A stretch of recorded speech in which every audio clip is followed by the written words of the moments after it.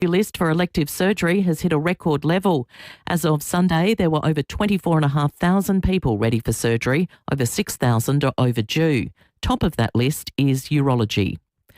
There's been another car fire. The vehicle went up in flames on Tennyson Street at Carolta Park shortly after 10 last night. Investigations are underway into the blaze. The pre-sentence hearing for convicted triple killer Erin Patterson will continue today.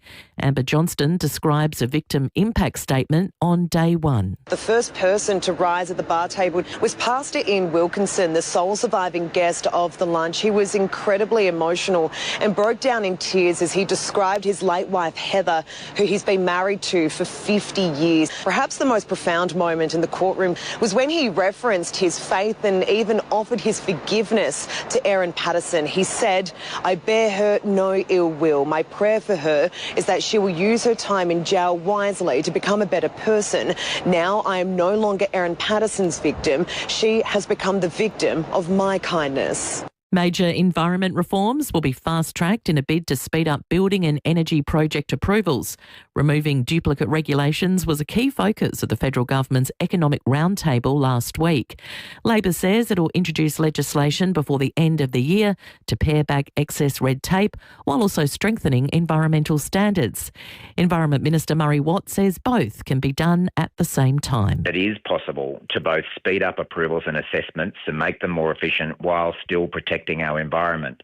The big problem we have at the moment is that the processes we have for assessing and approving developments are incredibly complicated, incredibly bureaucratic, and they actually don't end up helping the environment either. At least 20 people, including 5 journalists, are reported to have been killed in an Israeli strike on a hospital in southern Gaza.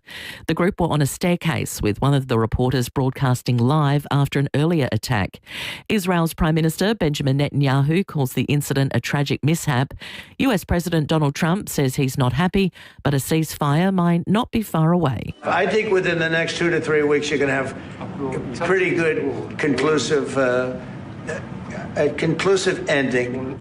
And Sting is being sued by his former police bandmates over lost royalties. Andy Summers and Stuart Copeland are reportedly seeking substantial damages. The band formed in 1977. Sting went solo in the mid-80s, but the band has reunited several times over the years.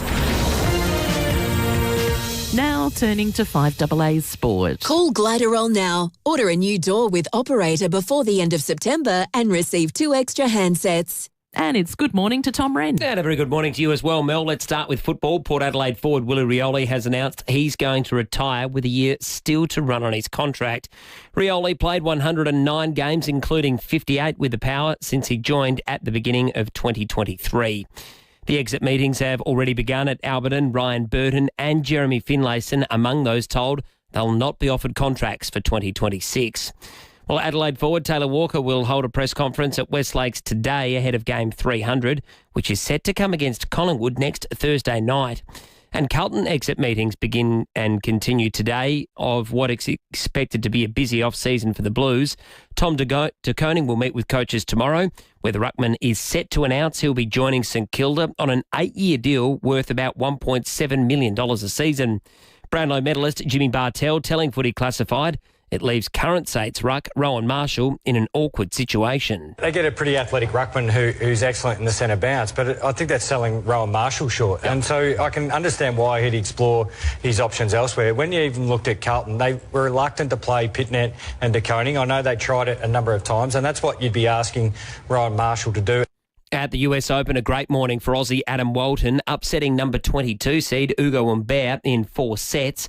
Fellow Aussie Daria Kasatkina has also just won through to the second round after a 7-5, 6-1 win against Elena Gabriela Ruse. And in some soccer to finish, Liverpool leads Newcastle 2-1 with about 20 minutes to play in their English Premier League clash this morning. And that's the 5AA Sport. Now the 5AA forecast. Showers and 18 today. Showers tomorrow 14. Thursday showers and 15. Friday showers windy and 13. Right now it's 15 degrees on 5AA. Always Adelaide. Unique. Loyal. Fun-loving. That's what we look for in our pals. When you're next spending time with your best friends, don't forget some of the best pals you can have. Parafield Airport Liquor Store has your everyday favourites right through to those hard-to-find products. That's what great pals do. Sam and Jamie from Parafield Airport Liquor Store know every drop on the shelf, so you can always rely on their advice. Parafield Airport Liquor Store. Pals. Next to Roulette's Tavern, Kings Road, Parafield. And here is your room. Have a nice day. This can't be the place. Is that the bed? Oh, gross! Nothing like a bug symphony to set the mood. Luckily for you, I can't play any instruments. Next time, chat with an RAA travel agent so you don't have to hang with Sir Chirps a lot over here. Book an appointment with RAA travel agents and elevate your holiday. RAA, it's better to be a member. When you've been around for over a century, you know a thing or two. And South Australian Business Chamber and Ray White have almost 300 years between them. So when an alliance is formed between South Australian Business Chamber and Ray White Business Sales SA, all that experience flows to you. This ensures you're in top shape, whether you're buying, selling, or somewhere in between. Touch base with the experts. Search Ray White Business Sales SA. Proudly partnered with South Australian Business Chamber. Steinborner has done it again. The Jack T9 Ute has landed at Jack Motors in Gawler. Enjoy a 5-star ANCAP safety rating, 7-year unlimited K warranty, 7-year roadside assistance, 7-year capped price servicing. The Jack T9 impresses with a turbocharged diesel engine, 4x4 dual-range transmission, 3-tonne towing capacity, and it can easily handle a full-size Aussie pallet with a 1,045-kilo payload. All this from $39,990 drive away. Jack Motors. It's well worth the trip. Gawler, Barossa and Clare, or at gawlerjackmotors.com.au. It's game on at Hyundai with offers on new and demonstrator models. Visit your participating Hyundai dealer today. Live from Hindmarsh Square, it's 5AA Breakfast. David Penberthy and Will Goodings. 7 after 6, good morning to you and welcome to Tuesday on 5AA Breakfast. Coming up on the program this morning, Thursday night footy final in Adelaide. How do we feel about it? 82230000 is the number. You can text to on the Police Home Care text line. TV stations love it. To the punters, we'll speak to some over the course of the morning. You can, of course, as always, lend your voice to that conversation. There's some more relief for our farmers who, despite the fact that we're going to spend a bit of the morning, I imagine, and of course the rest of the week talking about the rain, are still suffering through a historic drought. So we'll talk about that with Brad Perry from the SA Grain Producers after 6:30 this morning. Then a little bit later, we'll take you to the Aaron Patterson trial yesterday. Some explosive victim impact statements were read out, some heartbreaking stuff as well. We'll get into that. Timmy G's going to come on. It was a big day at the Port Adelaide Football Club yesterday, a big clean out and the surprise retirement of Willie Rioli. So we'll get Timmy G's as temperature take on where the Port Adelaide Football Club's at.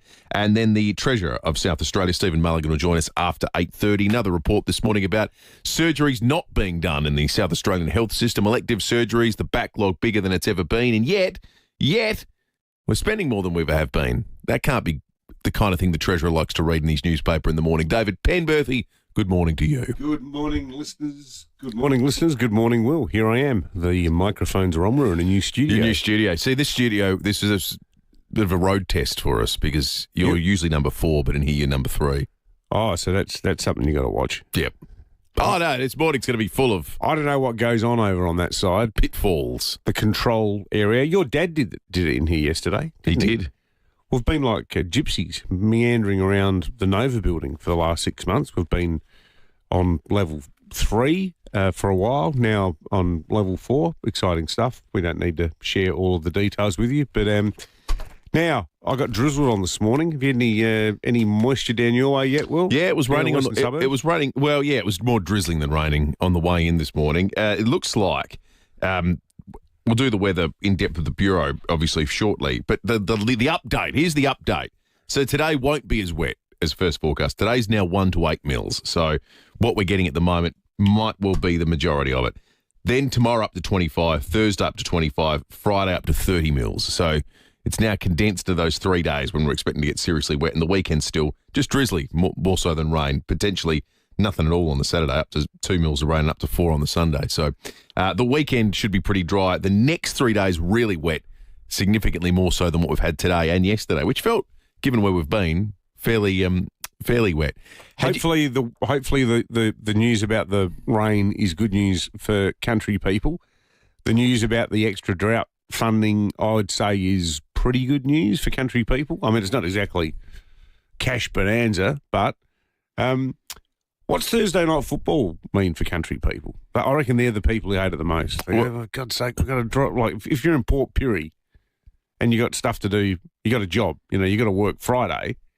Is there any way you can come down and get back? My instincts were the same as yours, and what we did yesterday was, and I think this is an interesting insight into the mentality of the Crows supporter at the moment, the long-suffering Crows supporter.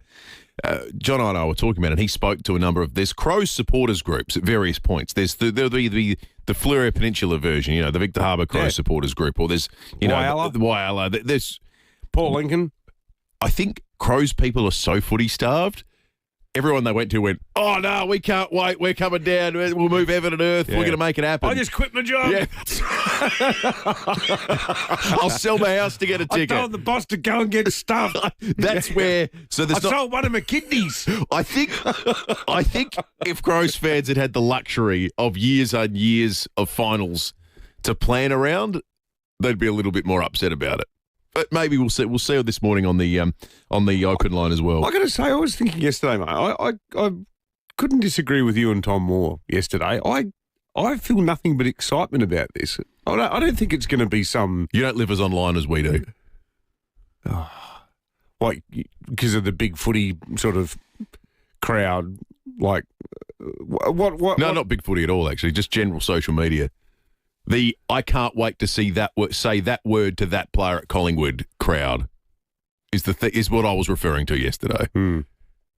And the suggestion that they're a pack of dobbers because they did it. Yeah, or worse. Well, I reckon any Crows fan who wants to act on something like that is an idiot. And I know the experience of travelling Crows fans to North Melbourne, little old North Melbourne, over the weekend was. What do you think the two pressure points were for opposing fans? The F word being directed at Crows. You're a pack of racist homophobes at your club. Oh, yeah. Right? It's a combination. The point I was making yesterday, it's a combination of things that aren't footy related. If it was a rivalry between two players, or even one had belted the other, right? I think that means the entirety of the focus is around football related stuff that for our whole lives we've been getting either agitated or excited about. This is dragging.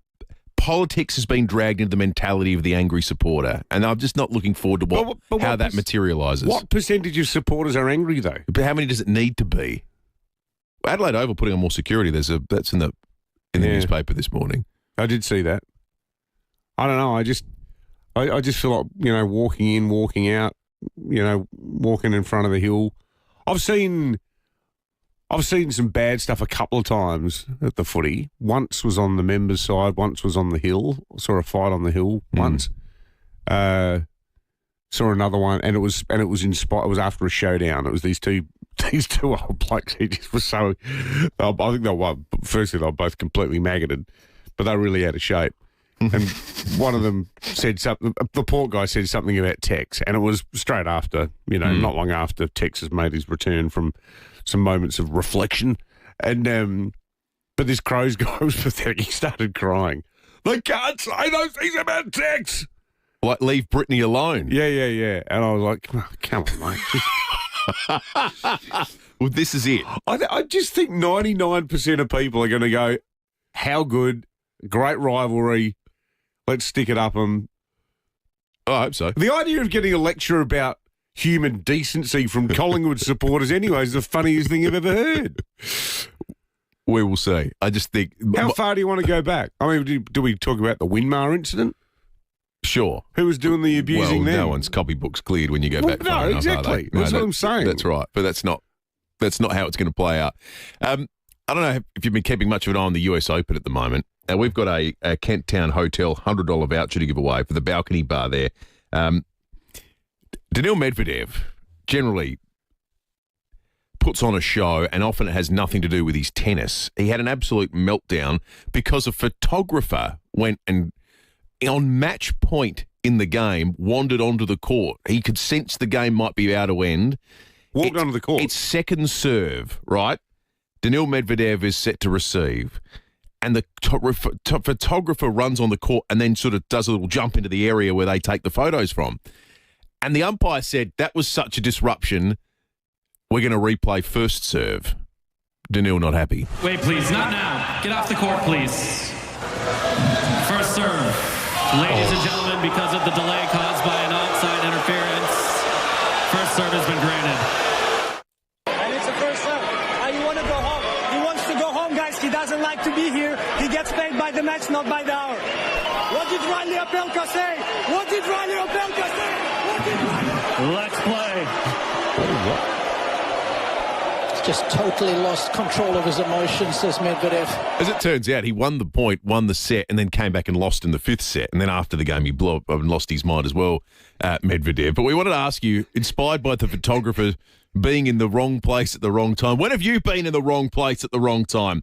$100 Kent Town a balcony hotel voucher. You can book the balcony bar upstairs at the Kent Town Hotel. Your own bar for up to 80 people. $100 Kent Town hotel voucher could be yours. When have you been in the wrong place at the wrong time? That'd be a lot of fun with mates at the Kent Town. It's a great pub. Be a great spot. Tom the other day. You'll be allowed to go everywhere. You will never be in the wrong place at the wrong time at the Kent Town. No. You know, they actually do a really good beef Wellington on their menu. Tough sell at the moment. Nah, people love it. People love it. Well, you know, it's not made by Erin Patterson. What about her? What a shocker. That was really moving yesterday. We're going to be covering that later in the program. But those poor, the husband in particular, like you lost your wife. But I'm not a religious person, but hearing him speak is such an insight into the Christian idea of charity. Where he made a point of saying, I just want Erin Patterson to know that I forgive her. Yeah. Could you bring yourself to say that? No chance. Me neither. I'm not that good a person. No, me neither. I'm not. I'd just go straight to hell for you. Yeah. That's what I'd think. Yeah. How do you do that? We'll chat with the criminologist after 7 o'clock about that trial and the importance of those victim impact statements when it comes to sentencing. Right now, we're going to take a break. News headlines, Tom Red, not too far away. SA. It's who we are. It's what we do. It's where you know your barista by name, and they know yours. Where your fruit and veg shop keeps you smiling with seasonal goodness straight from the farm. And your favourite local spot always comes through with the goods. It's all the things that make us, us. And buying local means $1 spent here stays here. So when you're out and about, look for the state logo and buy SA for SA. A message from the Government of South Australia. Our place is your place at the Albion Hotel. Your place to raise a glass to a big sporting win, a milestone birthday, or just making it through the week. Cheers. Your place to bring the entire family, including the kids and grandkids, for an amazing meal together. Your place to sit back and just soak it all in. The Albion Hotel. Your local, your people, your place. I bet your dad loves his nuts. And the very best nuts are South Australia's own Charlesworth nuts. G'day folks, I'm Brett Charlesworth and we have over 50 eye-popping gifts to thrill Dad with this Father's Day. They're all overflowing with Charlesworth's lip-smacking nuts and melt-in-your-mouth chocolates. All you have to do is pick the Charlesworth gift your dad will love the most and watch his eyes light up. Visit our 11 family-owned stores or shop online. Why Charlesworth this Father's Day? Because fresh nuts taste better. 5AA's Tech Talk with your host, Adelaide tech guy Richard Pascoe. Thanks to Harvey Norman Computers. Let's talk gaming laptops and some great deals at Harvey Norman. The Acer Aspire 7 gaming laptop, powered by the Intel Core i7 processor, is built for performance and reliability. It has crisp, full HD visuals, dedicated NVIDIA graphics for smooth gameplay, and a backlit keyboard, all for just $998. If you're after even more power, the Acer Nitro V with Intel Core i9 is just $1,398. Or push your multitasking further with an Intel Core i7 paired with a massive 32GB of RAM, now just $1,498. Plus, if you buy from Harvey Norman now, you could win one of 3 ultimate Acer Nitro gaming laptops, each valued at $2,300. T's and C's apply. Check out this great offer at a Harvey Norman store near you. Hello. For professional tilers, the all-new Tileworks by National Tiles is life-changing. Tileworks tilers make up to $50,000 per year or more than other tilers. That's give or take an extra $1,000 per week. Yes, Tileworks for professional tilers is life-changing. You get free premium adhesive and grout, free delivery, plus substantial monthly cash rebates. So if you're a professional tiler, find out more about Tileworks and rush to join now at nationaltiles.com.au. Conditions apply. 5AA Breakfast is streaming live right now. To watch, simply head to 5AA on Facebook or YouTube. It's game on at Hyundai with offers on new and demonstrator models. Visit your participating Hyundai dealer today. David Penberthy and Will Goodings, 5AA Breakfast. 21 after 6, the cameraman ran on the court during match point at the US Open, requiring the point to be replayed from the beginning, which upset Daniil Medvedev. We're asking you, when have you been in the wrong place at the wrong time? We've got a $100 Kent Town voucher up for grabs. Frank in Holden Hill, when have you been in the wrong place at the wrong time? Well, prior to the Sydney Olympic Games, the government in South Australia had the Olympic appeal dinner at Government House, and Prince Edward was the special guest. So, having the entree, and then the band started playing some music, and I said, Mike, let's go on the dance floor and have a dance. And had all these people looking at us going, you got to get off, because you broke all the protocols. So then Prince Edward came on. We were still dancing a bit. And then Will Denny was on the dance floor. And then 300 people, as soon as he came on, 300 people came on and danced. We sort of got off that dance floor as quick as we could, because we had like 300 people looking at us going, don't you know the rules, mate? You just... Royalties here. You can't get on before royalties. You were meant to wait for the Royals, were you? Well, I didn't know. I didn't know. I just thought they were playing down music. You're just an eager dancer. You're an Australian. This is the nice thing about living. We don't have a royal family. We don't have to... Yeah, the band's playing. Let's get on. And I'm going, and then we had all these people going, everyone's looking at us, Chris, what's going on? And then people trying to shut us off. And I'm going, I think maybe we broke some sort of protocol. Frank, that is superb. I like that. That is a great wrong place, wrong time story. Getting on the dance floor before Prince Edward was meant to get things started. Magnificent work. Keep them coming in. We've got a $100 Kent Town hotel voucher to give away. Right now, Frank in pole position to win that one. We have an Unley Oval fence. A decision came through last night. Council members voted to approve the fence around the Oval. We don't know the specifics yet, beyond the fact that it did get the tick of approval. We will be chatting with the major players, the Unley Mayor, Michael Hewitson, and Sue Dewing from the Sturt Football Club after 8 o'clock this morning. Sanity prevails, and for the handful of people who became so upset about it, the sun will rise tomorrow. You know the best example of why an elegantly designed permanent fence is needed, and I stress a fence that has lots of openings, folks. You'll be able to get through it all the time unless there's a game on. And there's games on, about 12 times a year? 13? Throw in a few AFLW ones, 16, 17 times. Other than that, you'll be able to use the Oval whenever you want. But on the weekend, so they had the temporary fencing up on Saturday for the massive Sturt Adelaide game that had a huge crowd. Then Sunday, in the AFLW, the Crows played Geelong. 2 days' worth of temporary fencing. It looked like a construction site. Yeah. There's all these concrete footings, huge screens, and it prevented access at all for the whole weekend. If you've got a permanent fence there and there's a Sandful game and an AFLW game, you are getting in outside of game time with a permanent fence. You actually freeze up the rest of the weekend. And it looks good. This is a shocking story out of Gaza, and that's a wild thing to say, because I could have said that so many times on so many days. The hospital stuff and the journos. Yeah. 5 journalists among the casualties. That's not necessarily why it's shocking. That's the thing that's shocking about this is the way it was spoken about by the IDF after the fact. So 5 journalists were killed on a staircase with one of the reporters was doing a live cross at the time. But it sounds like the IDF actually were storming the hospital. Yeah, well, yeah, that's right. It was a strike on the hospital.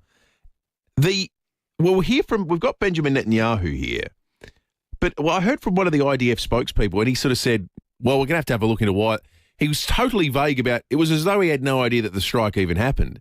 It made me wonder who coordinates these things in war at a local, at a sort of ground level. Because he went, "Oh yeah, well, I have to ask some questions about why that one went ahead." Well, it was the kind of reaction that you'd get to some sort of policy announcement that went wrong. As opposed to a whole bunch of innocent people being killed. Killing a whole bunch of people at a hospital. It's a shocking story. Here's Mohammed Saker talking to the BBC. Every day I'm losing my colleagues, one after one die every day. It's really something shocking and horrible, but we can't abandon our patients. The Israeli Prime Minister said it was a tragic mishap, so it was not designed to have been happening. Mishap's about the lightest word available, isn't it? That's like, that's why the line from Chopper, "Oh, sir, I think Keithy's done himself a mischief." That's why that works so well as a line, because I don't know what there must be a term in language for it, but it's like this understatement, hysterical understatement, yeah, where the word is so light in the context of what's happened. Yes. Like calling this a mishap, it's like calling 9/11 a plane crash. Let's turn the volume up a bit, guys. Exactly right. Weather-wise today, 14.2 degrees outside in the city at the moment, heading for 8 mils of rain and a top of 18. It's cool the rest of the week, 14 Wednesday and 25 mils Thursday, 15 up to 25. Friday will be the wettest of the days, 10 to 30 mils on Friday and a top of just 19. Saturday, the rain begins to dissipate, just 2 mils of rain at most on Saturday, a top of 14. Sunday, similar, 14 and a top of a maximum of 4 mils of rain.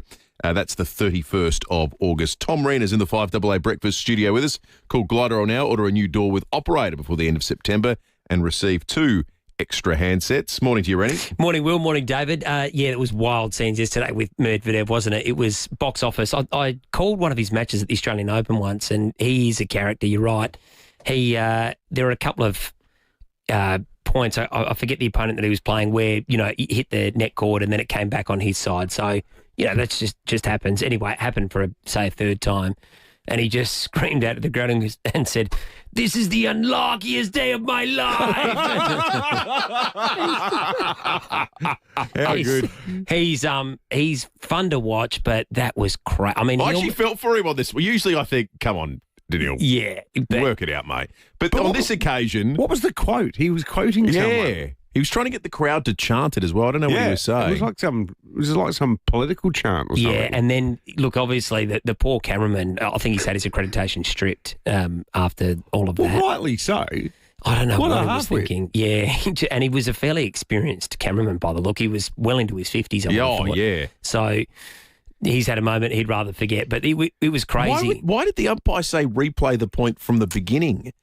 That's what obviously blew him upset up. him. Yeah, because he'd served a fault, and then it took 6 minutes until he served, and then he served a fault, and the crowd, it was like Medvedev had won the tournament. They went crazy, and then obviously won the point, and Medvedev's razzing him up, wins the set. But credit to Bonzi for actually winning the match. Like, to come back in the fifth with the crowd all going for Medvedev, it was amazing.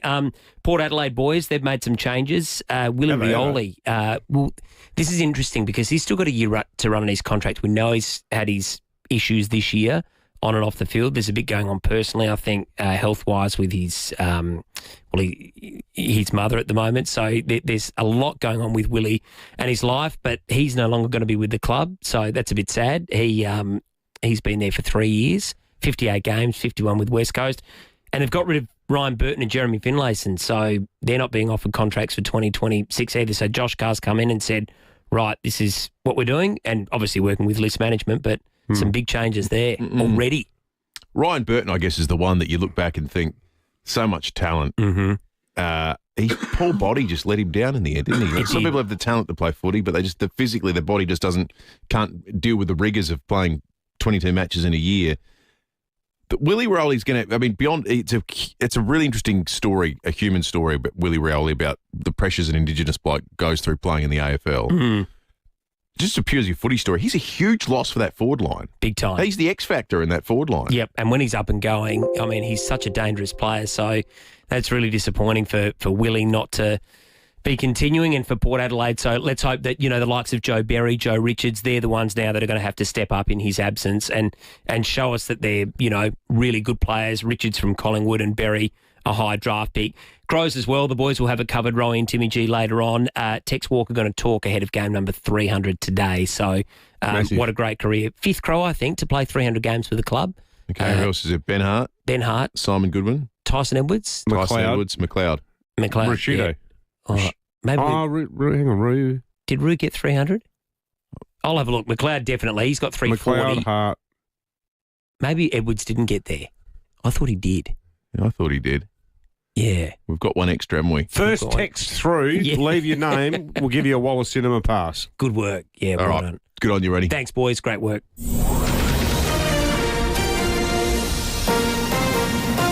This is 5AA News. Always Adelaide. Showers and 18 today with the 6:30 news. Good morning, I'm Mel Usher. Physio Extra for Locomat robotic technology treating stroke, cerebral palsy, brain and spinal cord injuries. Visit physioextra.com. The spate of car fires continued overnight. A vehicle went up in flames on Tennyson Street at Carolta Park shortly after 10. There were also car fires at Morphett Vale, Noarlunga Downs and Parafield Gardens. The latest stats on elective surgery has seen wait times blow out. 1 in 4 people listed as ready for surgery is overdue, the figure passing 6,000. That's almost 3 times more than when the pandemic hit. Well, the federal government is reviving its push for a National Environment Protection Agency under fast-track reforms which will be introduced this year. Labor tried to set up a Commonwealth EPA in the last term of Parliament, but it was blocked by the Coalition and the Greens. It says the new reforms will also focus on paring back duplicate regulations to speed up approvals of housing and energy projects. Environment Minister Murray Watt says all politicians should get on board. Labor's now gone to 2 federal elections in a row committing to establish a federal Environment Protection Agency to do a better job of regulating environmental impacts of different developments. I think that the election results showed that people do want us to get on with these reforms. World leaders are condemning Israel after a hospital in Gaza was hit in a double strike. Jessica Millwood reports. The Nasser Hospital is the only operating medical facility in the south of Gaza. It was struck twice by Israel, who now say an inquiry has been launched. Prime Minister Netanyahu describing it as a tragic mishap. Among the at least 20 people killed, 5 journalists. The French president is calling the attack intolerable, while the UK Foreign Secretary says he's been left horrified. Fertility experts say Australian men should be paid to donate sperm.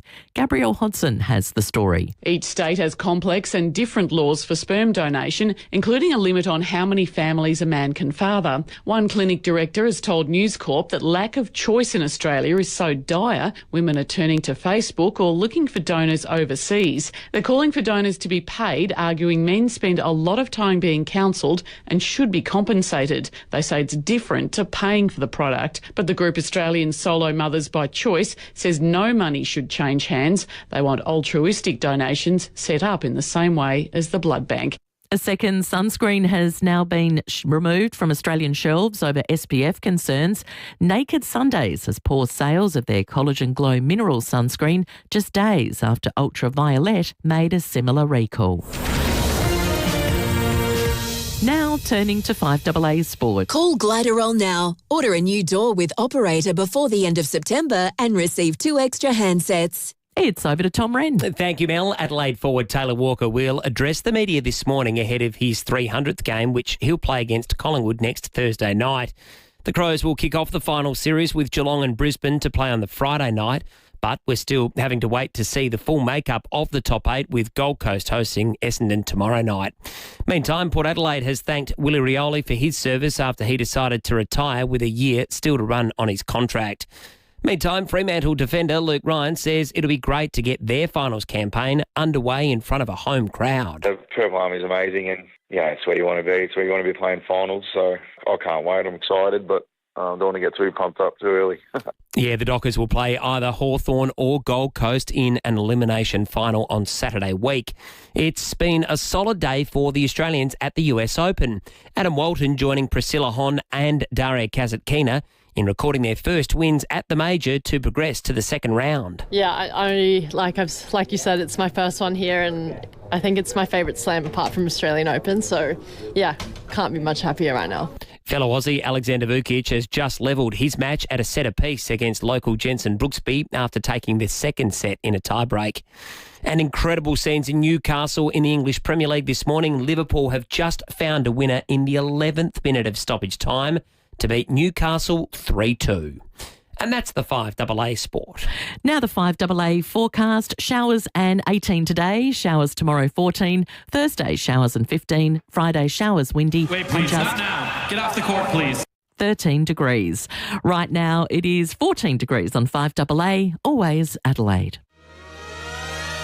It's game on at Hyundai with offers on new and demonstrator models. Visit your participating Hyundai dealer today. David Penberthy and Will Goodings, 5AA Breakfast. 24 to 7. We'll check in with the Weather Bureau shortly and get the latest for you on when the rain is going to come down. Obviously, there's a little bit today, but not the likes of which we're going to see over the course of the next 3 days. So stick around. Weather Bureau very, very shortly. Also, we'll take Crows fans' temperature about the Thursday night final. A lot of elation about just being in a final. But what do we think about the Thursday night time slot? The TV stations absolutely love it. What do fans think? 8223 is our number. Helen in Glanville's called in, inspired by the cameraman at the US Open interrupting match point in the Medvedev match. We're asking you, when have you been in the wrong place at the wrong time? Helen, good morning. Good morning. Mine wasn't as grand as the US Open, but it was when West Torrens Football Club and Woodville Football Club decided to amalgamate. And they had a big meeting, and I took a sickie to attend this meeting. I was in the front row, and in came the cameras. Oh, I nearly died. Wanted to. Oh, so Helen, so you've taken a sickie and then you end up being on TV. Yeah. Did your boss find out? Well, I don't know.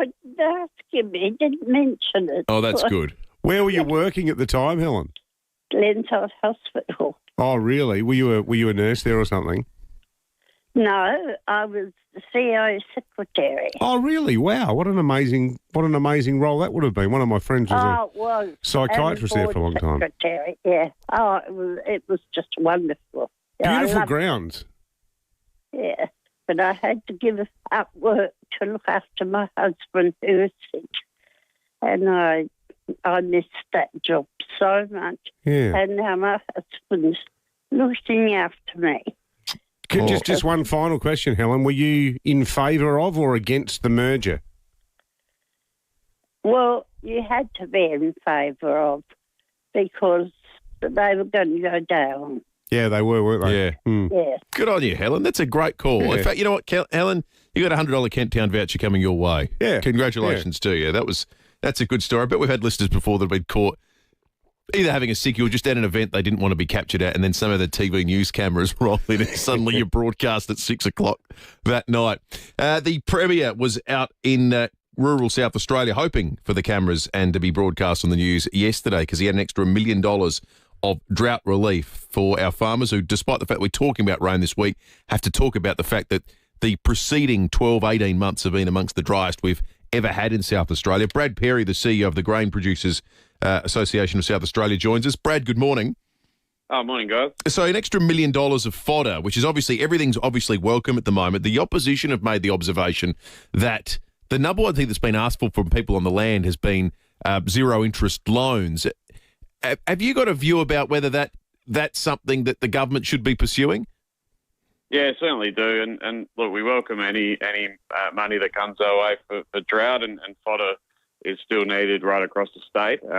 My understanding too is the $73 million drought support package is, majority of that's been spent. So we're sort of coming to the point where we're running out of support for farmers, and we've been calling now for some time for a no low interest loan to get some cash flow moving for farmers so they can pay the bills, keep people employed, and just keep doing what they do best.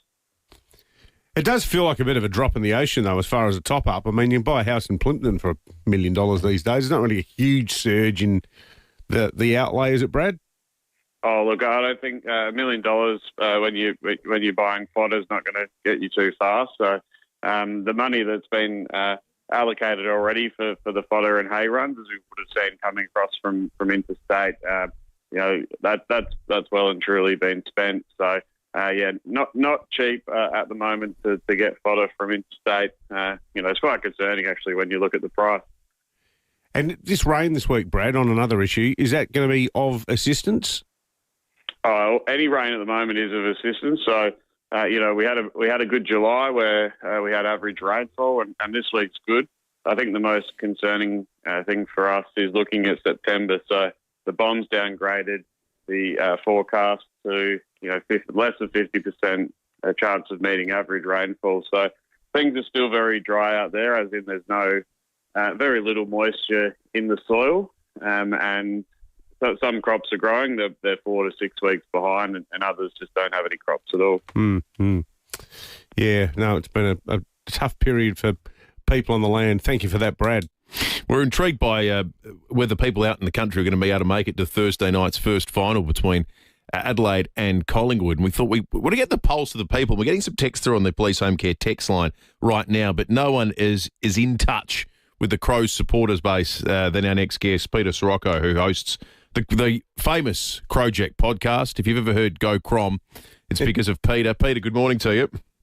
Good morning, Pat and Will. Good to chat with you. What's the sense you've got from your many listeners about the Thursday night fixture? Yeah, it's always something about the Thursday night fixture regularly about whether people can come from the fat of the lands to Adelaide. But look, it's either Thursday or Friday, but you can hear what all the Geelong fans are saying about the Friday night game and possibly not being able to get to that. So it's... I personally think it's a lesser of the two evils, honestly. But I guess as a representative of some of the fans, I think they're just happy that we're in finals, unlike Port. Ha ha. Oh, yeah, sneak that one in.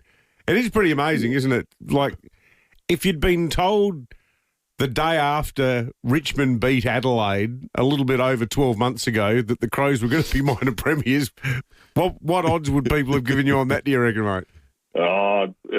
Close to none. I think the last 3 years we've been very good at usurping Port in the second to last round of the year with some sort of controversy to beat them out. Of, yeah, well, that's true.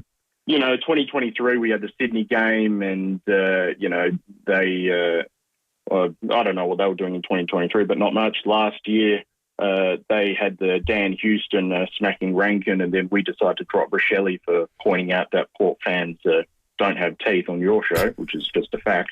And then this year, the Rankin saga, which is taking things away from Travis Boak's retirement, who's a fantastic player. So many things that you're right. Would take the limelight off of them.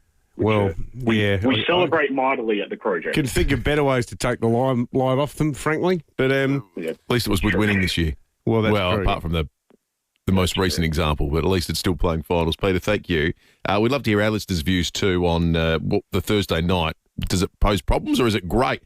One of the more interesting elements is, what does it mean for the capacity to travel into the state, for people to go book hotels and go out to dinner and do so forth? Does it quell any of the uplift that our traders get? David Bashir is the owner of the Strathmore Hotel and joins us on the line now. David, good morning to you. What was your immediate reaction as a businessman to a Thursday night final at Adelaide Oval? Yeah, look, it's fair to say we were hoping for Friday night, but honestly, as soon as the AFL announced it yesterday, the bookings were flooding in. It was actually quite remarkable. So I think in the end, it's not going to make a lot of difference. I reckon one thing we know about South Australians, when there's a big game on, when there's a reason to celebrate, they go out and about. You see it with Thursday night a gather round. You see it with those big events. So if the bookings yesterday then to go by, I think Thursday night's going to be an absolute whacker. Do you get much interstate patronage? Like, is it a different crowd when it's finals and when the AFL are running it, as opposed to when the Crows or Port are running local games during the minor round, Dave? Yeah, good question. Even the minor round game, there's a lot of interstate fans. I mean, footy tourism is really underrated, the amount of money footy tourism brings in the state. But I would suspect if then to go by 2 or 3 weeks when Collingwood was in town, I suspect about a third of our customers Thursday night will be interstaters. The Collingwood supporter group has already reached out to us to use us as the base, and we'll hide them in a back corner somewhere with extra security. So I think the fact that it's Thursday night, I reckon the upside to that for us is they're not going to go on the first plane Friday morning. They're going to hang around the weekend, spend money in town, go to wineries, whatever. So I think because they've got 2 weeks to prepare for it, Thursday night actually could be a bonus to keep in the status here a bit longer. Yeah, certainly for those interstaters, you're not going to rush back on a red eye the next morning. You just say to your boss, look, maybe you'll do a Helen, and so you're having a hip replacement and can't come in or something the next day. Come up with some sort of absurd excuse and hope you don't end up on television. How's the Strath going, Dave? I love that pub. Great steaks. Yeah, mate.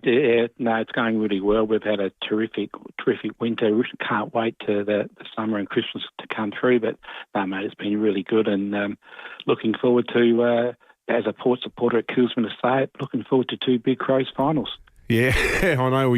I know you bleed black and white, Dave. So that's very gracious of you, mate. And hey, while we've got you too, Dave, wearing your other AHA presidential hat, we had Anna on, your CEO, a couple of weeks ago. But thanks to you, because I know you're always involved in the decision about where you allocate charity money.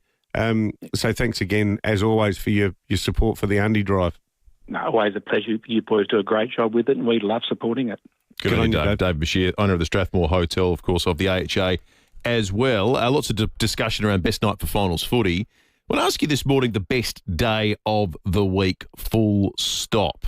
What's the best day of the week? 8223 is the number. We've got tickets to the Royal Show. Maybe this factors into your Royal Show decision, which day you like to go to the show. You can still get tickets at theshow.com.au and indeed Drake's Supermarkets as well. A family pass we've got to give away. Let us know what you think the best day of the week is. And speaking of prizes, congratulations to Dion from North Haven on the Police Home Care text line. Dion was the first person to text through with the correct answer, that there are 4 other Crows who've played 300 games. They are Andrew McLeod, Tyson Edwards, Mark Ricciuto and Ben Hart. I got it wrong. I said Goody and he got to 275. Yeah, a few people said Goody and then they went nup. But yes, heaps of people entered. The text line was going ping, ping, ping. But Dion got the chocolates. On you, Dion. Let's check traffic. We'll come back with more in just a moment. So up to 30% on a range of men's suits, sports coats and casual wear at Peter Shearer. Thanks, Will, and morning, David. Few passing showers, so damp roads for the driver this morning, and in the city, roads closed in and around Victoria Square. That's due to the World Solar Challenge. That'll be really busy this morning. Waterloo Corner, Burst Water Main, Port Wakefield Road, outbound just before the overpass, and slow south road at Glandorf, those ongoing tram overpass works. Early morning cameras, Cavan Road, Dry Creek and Baloo Street at Ingle Farm. Amart's 20 to 50% off outdoor sales starts today, plus a free local delivery and outdoor purchases over $9.99. In-store only. Stores open late tonight. T's and C's apply. Adelaide's most accurate traffic on 5AA. Bye, darling. I love you. Goodbye, mate. Bye, Dad. At Centennial Park, we understand the life-changing experience of saying goodbye to a loved one. Whether their preference was burial or cremation, our memorial options are designed to help you reflect on, reconnect with, and remember your loved one. And most importantly, ensure your goodbyes aren't final. Find out about our memorial options at centennialpark.org. It's not just a dream home. It's next level. Next level for the Hospital Research Foundation Home Lottery means a $4.6 million grand prize in Walkerville. Next level design and furnishings in a single-storey, 4-bedroom masterpiece with incredible indoor and outdoor living, fully landscaped backyard and swimming pool ready for summer. You really need to check it out. Level up and get your tickets now at homelottery.com.au. Licence M14784. Imagine moving into a brand new apartment where everything is ready, waiting and designed for the way you want to live.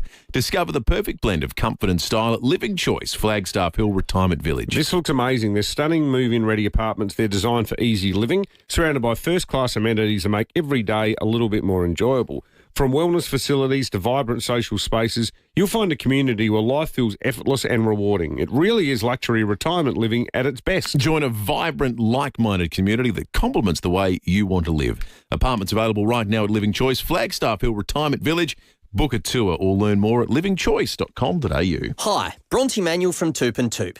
Now more than ever, you need an agent who's not just out for a quick sale. You need someone who can stand their ground to ensure you're maximising your home's potential. There's a good reason Toop and Toop is defying market trends and continuing to deliver premium outcomes for its clients. With a history spanning over 40 years and a team of unrivalled experience, Toop and Toop knows what it takes to maximise your results in any selling conditions. Visit toop.com.au to find out more.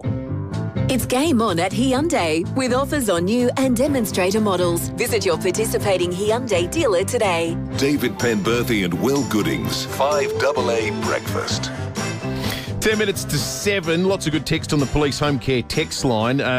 Daniel sent through some important information. Says there's a 3-car accident on South Road just past Ashwin Parade before George Street. Delays back to the Port Road turn-off. Thank you for that, Daniel. We'll get some more information on that for you as soon as we can. Let's talk weather, though, because it's shaping up that today's not going to be the wettest of the days this week. Jenny Horvat at the Bureau has the specifics for us. Morning, Jenny. Good morning, guys. So a little bit of rain around, but not like we're going to see in the next couple of days. No, that's right. So we've had that band move through overnight. Generally saw 1 to 5 millimetres over the plains and 5 to 10 around the hills. We saw a little bit more up around Woodside, 13 millimetres, and here in the city gauge we picked up around 4 millimetres. So that band's now moving off to the northeast. So probably not too much around today, but then we'll see a bit of an enhancement as we head towards the later part of the day and the evening, and we couldn't rule out the risk of a thunderstorm as well. But I think that risk will be probably mostly further south of the city, but we'll see how we go. So the weather this week's being driven by a deep complex low. So we're just getting a series of troughs and fronts that will push up. So the showers will be on and off at times, and it may tend to rain at times. So, yeah, during the day today, I don't think we'll see too much. Looking at a top temperature of 18 degrees for the city, 18 or 19 for the suburbs, maybe 17 or 18 along the coast, 17 on the forecast for Mount Barker. Currently 14 degrees in the city, and that's about our minimum temperature. Colder day tomorrow, looking at around 14 degrees. Probably more showers around. They'll start to pick up in the early hours of Wednesday morning, a bit more around tomorrow than we would have seen today during the day. And again, the chance of those thunderstorms, but probably more likely on the hills and southern suburbs on Wednesday. Again, on Thursday, we'll see those showers a bit more on and off during the day. This is now due to another new low pressure system starting to develop on Thursday, but it looks like Friday's going to be the wettest day of the week, coming up with a really sort of cold maximum there of only around 13 degrees, a bit more wind around, maybe even a little bit of small hail pushing up.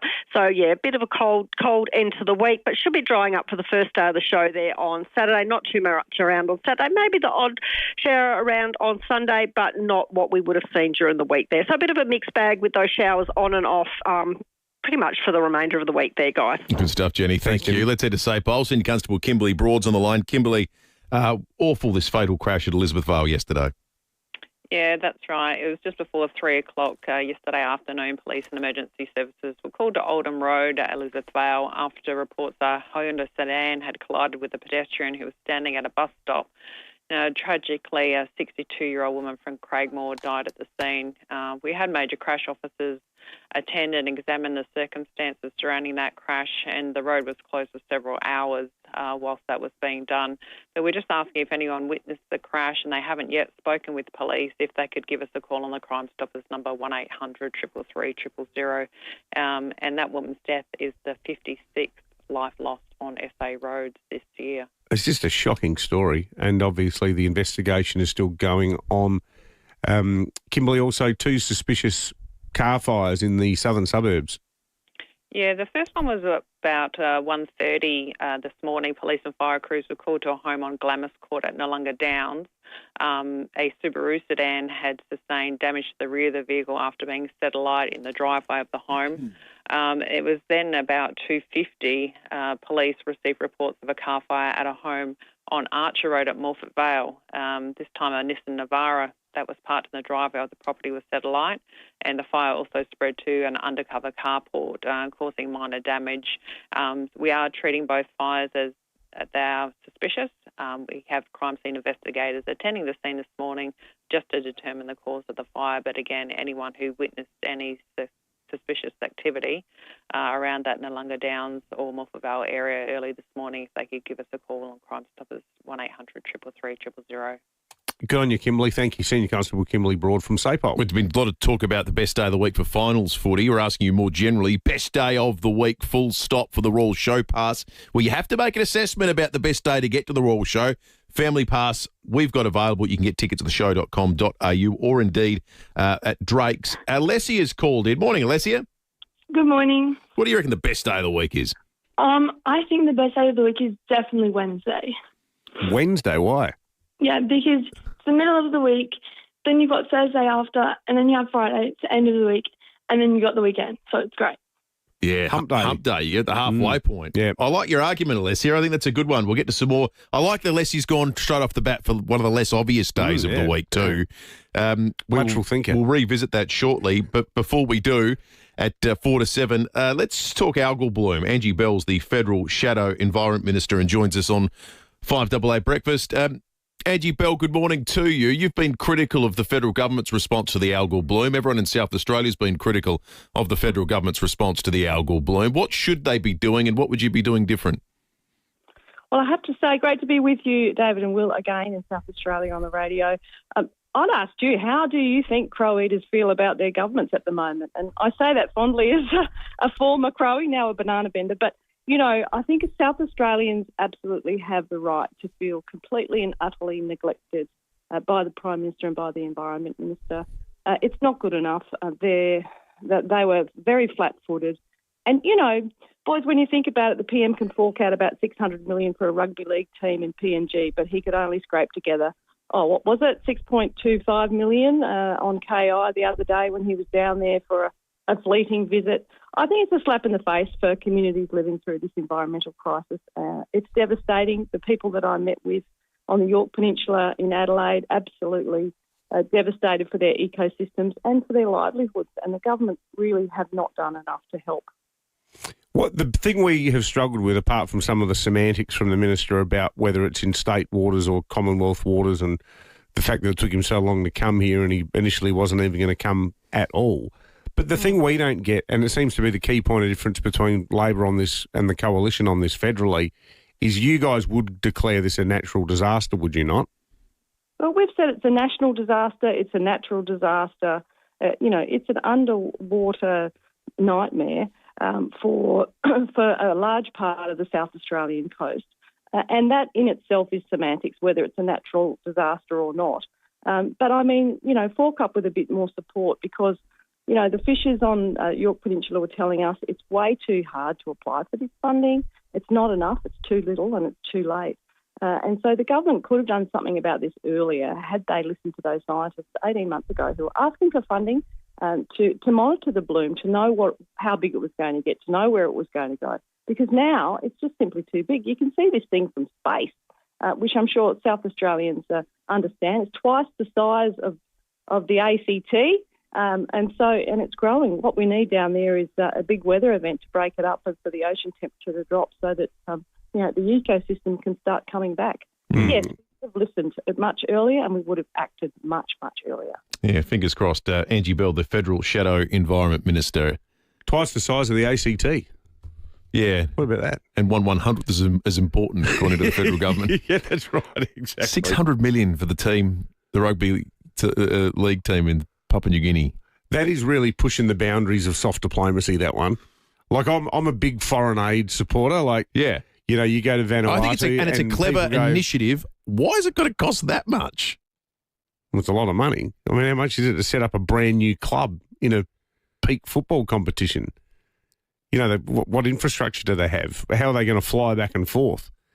It is a staggering amount of money. Surely that's all sponsors and TV deal. Well, I'm playing the devil's advocate. The only logical argument for it is that this will be you'll get such residual goodwill, not just in PNG, but across the Pacific region, where they are absolutely this is checkmate China for rugby league. Yeah, the hope is that multiple nations in the Pacific go, Australia did give us a league presence in the region, and that's got to count for something. So I hope 600 million counts for a lot. Hey, Peter, what's the best day of the week? Yeah, good morning, guys. Look, I'm a night shift truck driver. Generally work Monday night through to Friday morning. So through to Saturday morning. So my pick of the week is Sunday, and pretty much because the Sunday that's just gone is in my head, and it was a kind of a lazy morning. I got up, I cooked my family some bacon and eggs for breakfast.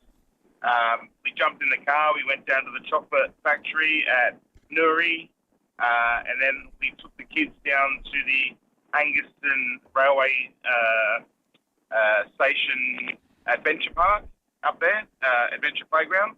Excellent day.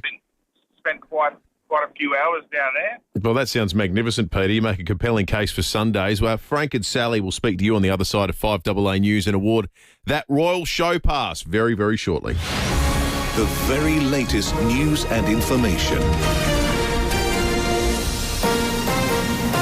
This is 5AA News. Always Adelaide. Showers and 18 today with the 7 o'clock news. Good morning, I'm Mel Usher. Hydrotherapy at Physio Extra Marion, including underwater treadmill, latest rehab facilities and highly trained physios. physioextra.com. Elective surgery wait times are in the spotlight. The overdue list has hit a record level. As of Sunday, there were over 24,500 people ready for surgery. Shadow Health Minister Ashton Hearn says a quarter of those are overdue. In many cases, this is surgery that isn't elective at all. It will fundamentally improve quality of life for people. And this is the type of silent ramping that's unfolding right across our health system where people are waiting in pain, and it's just another indication of the huge pressure that our health system is under. Police are investigating whether 2 car fires in the southern suburbs are linked. A Subaru sedan was reported on fire in a Noarlunga Downs driveway just after 1:30 this morning. Around 90 minutes later, a Nissan Navara was set alight in a Morphett Vale driveway. Senior Constable Kimberly Broad says the damage extended to a structure at that location. The fire also spread to an undercover carport, causing minor damage. We are treating both fires as they are suspicious. We have crime scene investigators attending the scene this morning. There were also car fires at Corolta Park and Parafield Gardens. The AUKUS Pact is likely to dominate the agenda as the Deputy Prime Minister meets with US Defence Secretary Pete Hegseth. Richard Marles is currently in Washington for crucial defence talks with senior US officials. Former advisor to President Clinton, Laura Schwartz, says icy relations between the Prime Minister and President could put the pact in jeopardy. In June, the Trump administration put AUKUS into a review. The problem with that is that 30-day review is now first expected in the fall. So without Albanese having met with Trump, people are still a little bit uneasy about where this is going to go. At least 20 people, including 5 journalists, have been killed in an Israeli strike on a hospital in southern Gaza. The Israeli military striking the building twice within 10 minutes. Save the Children's Dan Stewart says it's the latest in a number of attacks on hospitals in the region. Things are looking incredibly bleak right now, but we have to hope that this is the lowest point in the crisis, in the catastrophe, really. A new smartphone designed for children is harnessing artificial intelligence to block nude content. It works across all apps and on the camera, creating what's been dubbed a pornography-incompatible device. Tech expert Trevor Long has tested it. On this phone, if you scroll past an inappropriate photo on the internet, so whether you search for it or not, if it appears on the screen detects the nudity and just blocks itself out. And you have to then go back out of that page or that screen to get the screen back on. Now turning to 5AA Sport. Call Gliderol now. Order a new door with operator before the end of September and receive 2 extra handsets. Here's Tom Wren. Thank you, Mel. As the Crows look to their first final on Thursday week, there are plenty of changes at Port Adelaide. Willie Rioli has announced his retirement. The 30-year-old finishes with 109 games, having played at West Coast before joining the Power at the end of 2022. He still had a year to run on his contract. Meantime, Ryan Burton, Jeremy Finlayson, Dylan Williams, Lockie Charlson and Hugh Jackson won't be offered contracts for 2026. Let's get to tennis. 3 Australians have recorded their first wins at the US Open. Adam Walton, Daria Kasatkina and Priscilla Hon moving into the second round. Hon says she's delighted to get her maiden win at Flushing Meadows. It's my first one here and I think it's my favourite slam apart from Australian Open. So, yeah, can't be much happier right now. Yeah, great result. Fellow Aussie Alexander Vukic is down 2-1, but is up a break in the fourth set against Jensen Brooksby. And there's been a big upset already with 6th seed American Madison Keys knocked out by the world number 82 from Mexico. To soccer, incredible scenes in the English Premier League this morning with Liverpool pinching all 3 points with virtually the final kick of the game.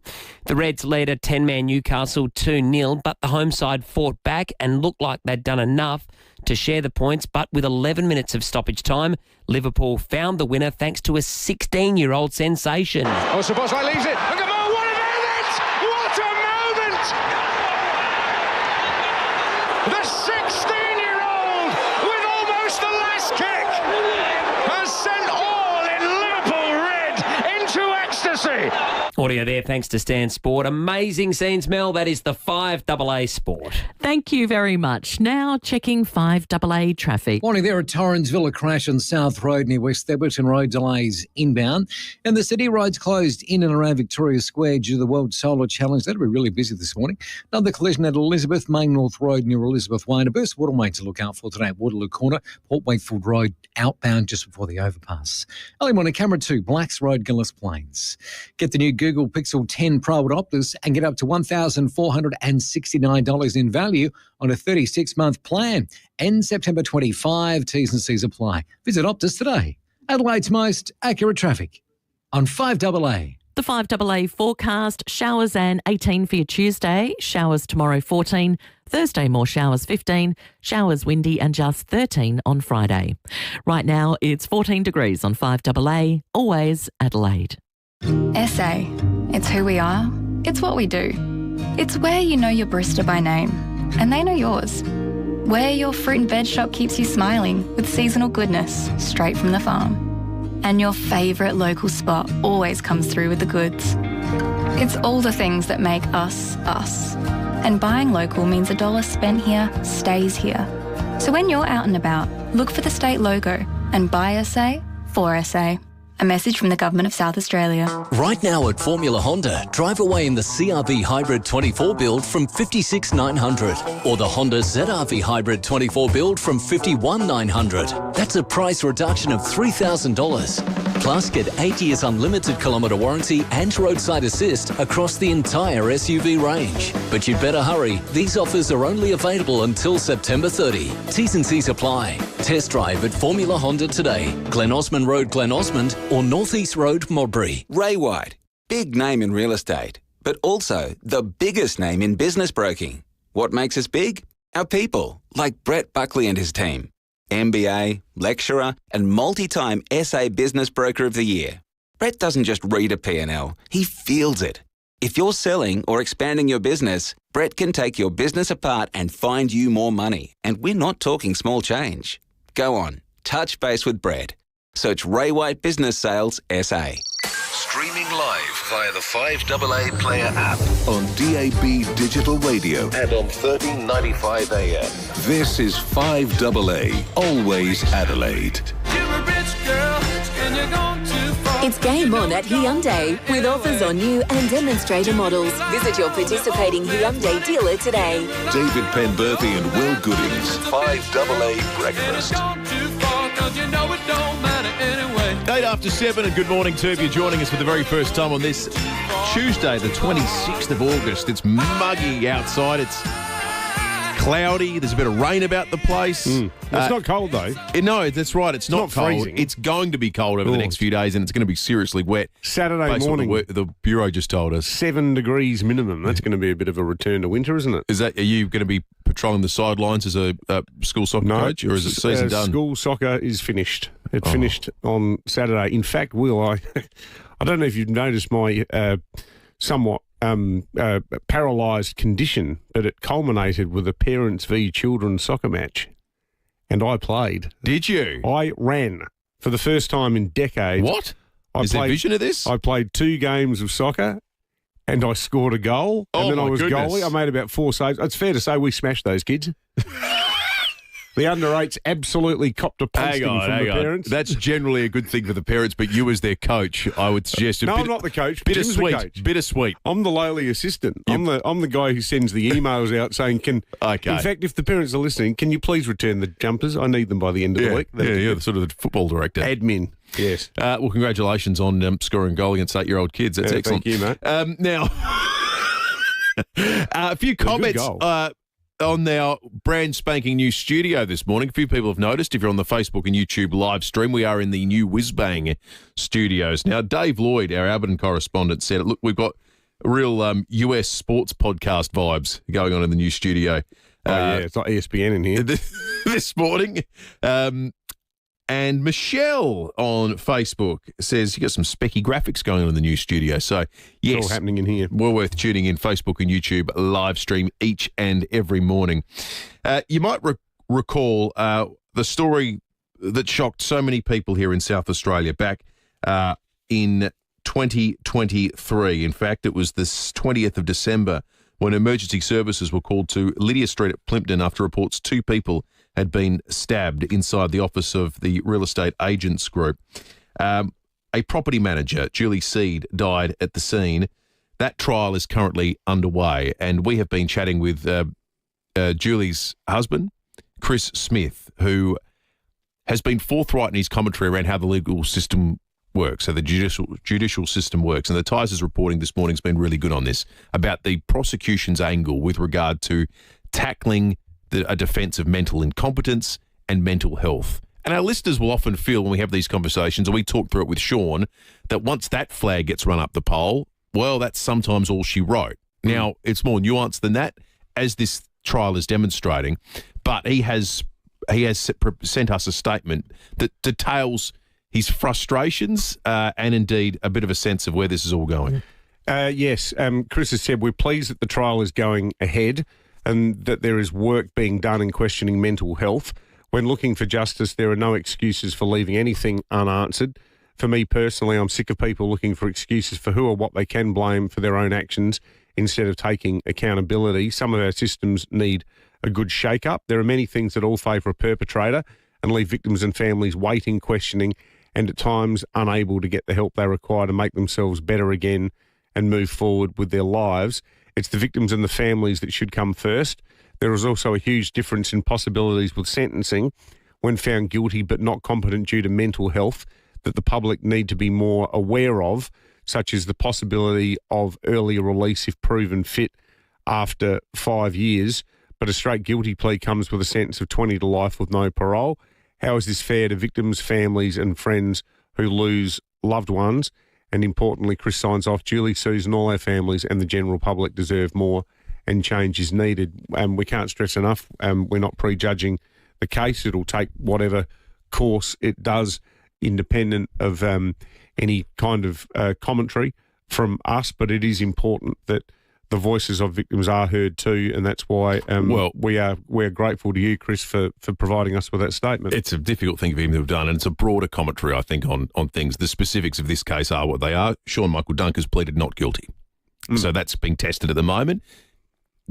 You read between the lines and you get the sense of what Chris's prosecution have confirmed this.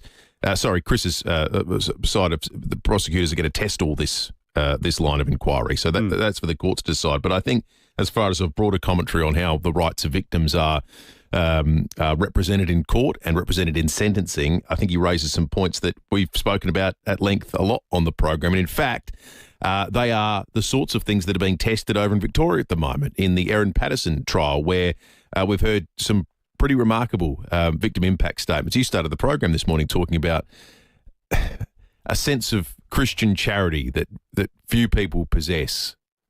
Yeah, Ian Wilkinson has lost his wife, lost 2 of his friends, and the first thing that he says is that I forgive Erin Patterson. It's a remarkably generous act and one which I think a lot of people, including you and I, will struggle to get there. So to make sense of all this, Dr. Xanthi Mallett is a criminologist at Central Queensland University. Dr. Mallett, good morning to you. Thank you for your time. You've been following the Patterson case closely. For those that aren't au fait with how the courts assess and use victim impact statements, what's the significance of what we've heard ahead of sentencing in the last 24 hours? Good morning. So victim impact statements are an incredibly important part of the criminal justice system, specifically this element after somebody's been convicted but before they're sentenced. So people who've been primarily affected have the opportunity to read either their own words or somebody can read it for them to demonstrate how the crime has impacted them. And you've got to know, we work within a criminal justice system, not a victim-focused justice system. So that means that anyone who gives evidence, for example, is a witness for the Crown. So previously it's been recognised that this is quite damaging for victims. They don't feel really an integral part of the process. And so this is really their opportunity to share their innermost thoughts and feelings and really look the person who's caused them the harm in the eye and tell them how it has impacted them. So it's incredibly important for them psychologically to help them get some resolution around what has happened. You have a good insight into the minds of people who killed Dr. Mallett. I've seen your work on a lot of the TV program documentaries with Channel 7, Chris Reason. I know you were involved with some of the Beaumont stuff as well. How would you, from what you've seen of Erin Patterson, how would you describe her sort of mental makeup? Now, Erin Patterson is very interesting. Now, I would say that there was no medical evidence led yesterday, so she obviously hasn't been assessed psychologically or psychiatrically as part of the pre-sentencing process. That's absolutely her choice not to have that assessment done. I'm sure that it was offered to see if there are any mitigating circumstances. So those would be things that would reduce her sentence. She's going to get life, but I mean kind of towards the lesser end of life. But she's a very interesting character in that she doesn't show much emotion, and really importantly in this context, she has failed to show any remorse at all. Now, even if she didn't intentionally kill them, obviously she's been found guilty in court for 3 murders, 1 attempted, but even if she maintained she didn't intentionally kill them or harm anybody, surely most people would feel guilt, remorse for causing that pain intentionally or not. So the most striking thing for me about Erin is the total lack of remorse, total lack of any interest. She could have spoken yesterday. She could have shared her thoughts, her guilt with her victims, Ian Wilkinson, for example, Simon, and yet she chose to stay silent. And I think that tells you everything about Erin. So, just to recap on what you said about the sentence as well, you reckon she's looking at the lower end of life. You don't think they'll give her complete life? No, not at all. No, that was if there were significant mitigating circumstances, which there weren't. So you've got to also consider the aggravating circumstances, and the judge will be weighing all of this up. Now, aggravating circumstances is very significantly that lack of remorse, the fact that she killed 3 people, attempted to murder a 4th, the sheer pain and suffering that those poor victims would have gone through those days that it took them to die from poisoning. So no, I absolutely do not think she'll be at the lower end. I think the defence has asked for a minimum of 30. I don't want to second guess the judge. I think it will be higher than that to demonstrate the seriousness of this crime. Great analysis. Yeah, that was excellent. Dr. Xanthan Mallett, criminologist at Central Queensland University. Thanks for that. The weird thing about this case is it's still not quite clear the motive, other than a sort of domestic violence style vengeance against your ex. I want to cause maximum damage to the person I'm no longer with. Yeah, it's not clear what, if any, the grievance was with the in-laws. No, it's just pathological, isn't it? Yeah, it's totally bizarre. Amazing act of forgiveness, though. Yeah, from, remarkable. We're going to check traffic. Timmy G is going to join us in just a moment. Obviously, we've talked a lot about the Crows in the first hour and that Thursday night final. Well, Port very much in the news yesterday because Josh Carr has wasted no time in making significant changes to that list. What does it say about the future? Timmy G is going to join us in just a moment. Traffic first, though. Save up to 30% on a range of men's suits, sports coats and casual wear at Peter Shearer. Morning there at Torrensville, a crash South Road near West Theberton Road, delays inbound. In the city, roads closed in and around Victoria Square due to the World Solar Challenge. That'll be really busy this morning. Elizabeth, another smash getting cleaned up, Main North Road near Elizabeth Way. And look out for a burst water line this morning at Waterloo Corner, not causing too many delays, so that's a good thing. This one's Port Wakefield Road outbound just before the overpass. Got a camera to look out for too this morning, Kings Road at Paralawi. Get outside your comfort phone with the all-new Google Pixel 10 Pro at Optus. Visit Optus in-store or online today to grab yourself a great deal. Adelaide's most accurate traffic on 5AA. Some swear jars collect coins. But at Buy Urban Bathrooms and Kitchens, their swear jar collects promises. Hi, I'm Renette, a designer of 20 years with Buy Urban. I swear to listen to your ideas and help create a functional space for you. Hi, I'm Jasmine. I swear that all deadlines and production will be conducted efficiently and effectively. For a team that swears to deliver on quality and service, see Buy Urban Bathrooms and Kitchens, Adelaide's home renovation experts. If only your favourite movie snack lasted as long as the movie. Cadbury Choc Tops. So good, they're guaranteed not to last. Find them in the supermarket ice cream freezer. Cadbury Choc Tops.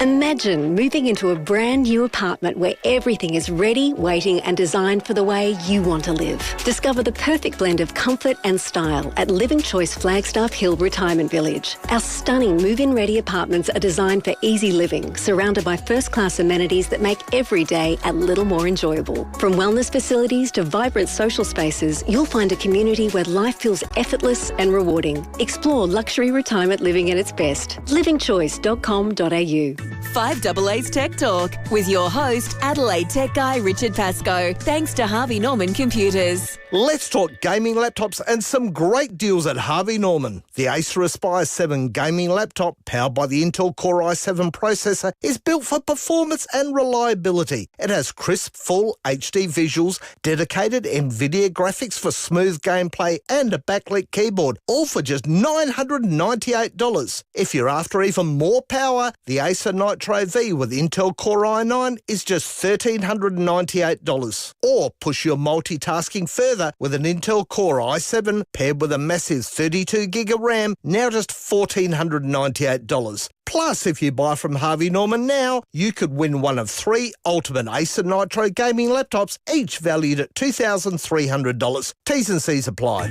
Check out this great offer at a Harvey Norman store near you.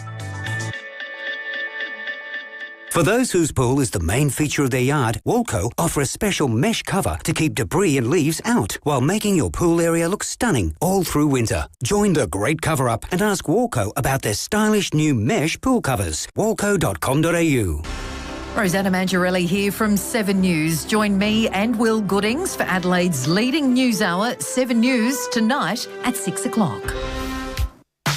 It's game on at Hyundai with offers on new and demonstrator models. Visit your participating Hyundai dealer today. David Penberthy and Will Goodings, 5AA Breakfast. And speaking about report cards with distinctions, here's Ginnivan. Tim Ginnivan on 5AA Breakfast. Timmy G! I thought we'd do a special edition of Timmy G this morning because Port Adelaide very much in the news yesterday. It's a new era and Josh Carr has wasted no time in making significant changes to the playing list. Then subsequently the news came out late last night that Willie Rioli at the age of 30 would be retiring from footy. Timmy, good morning to you.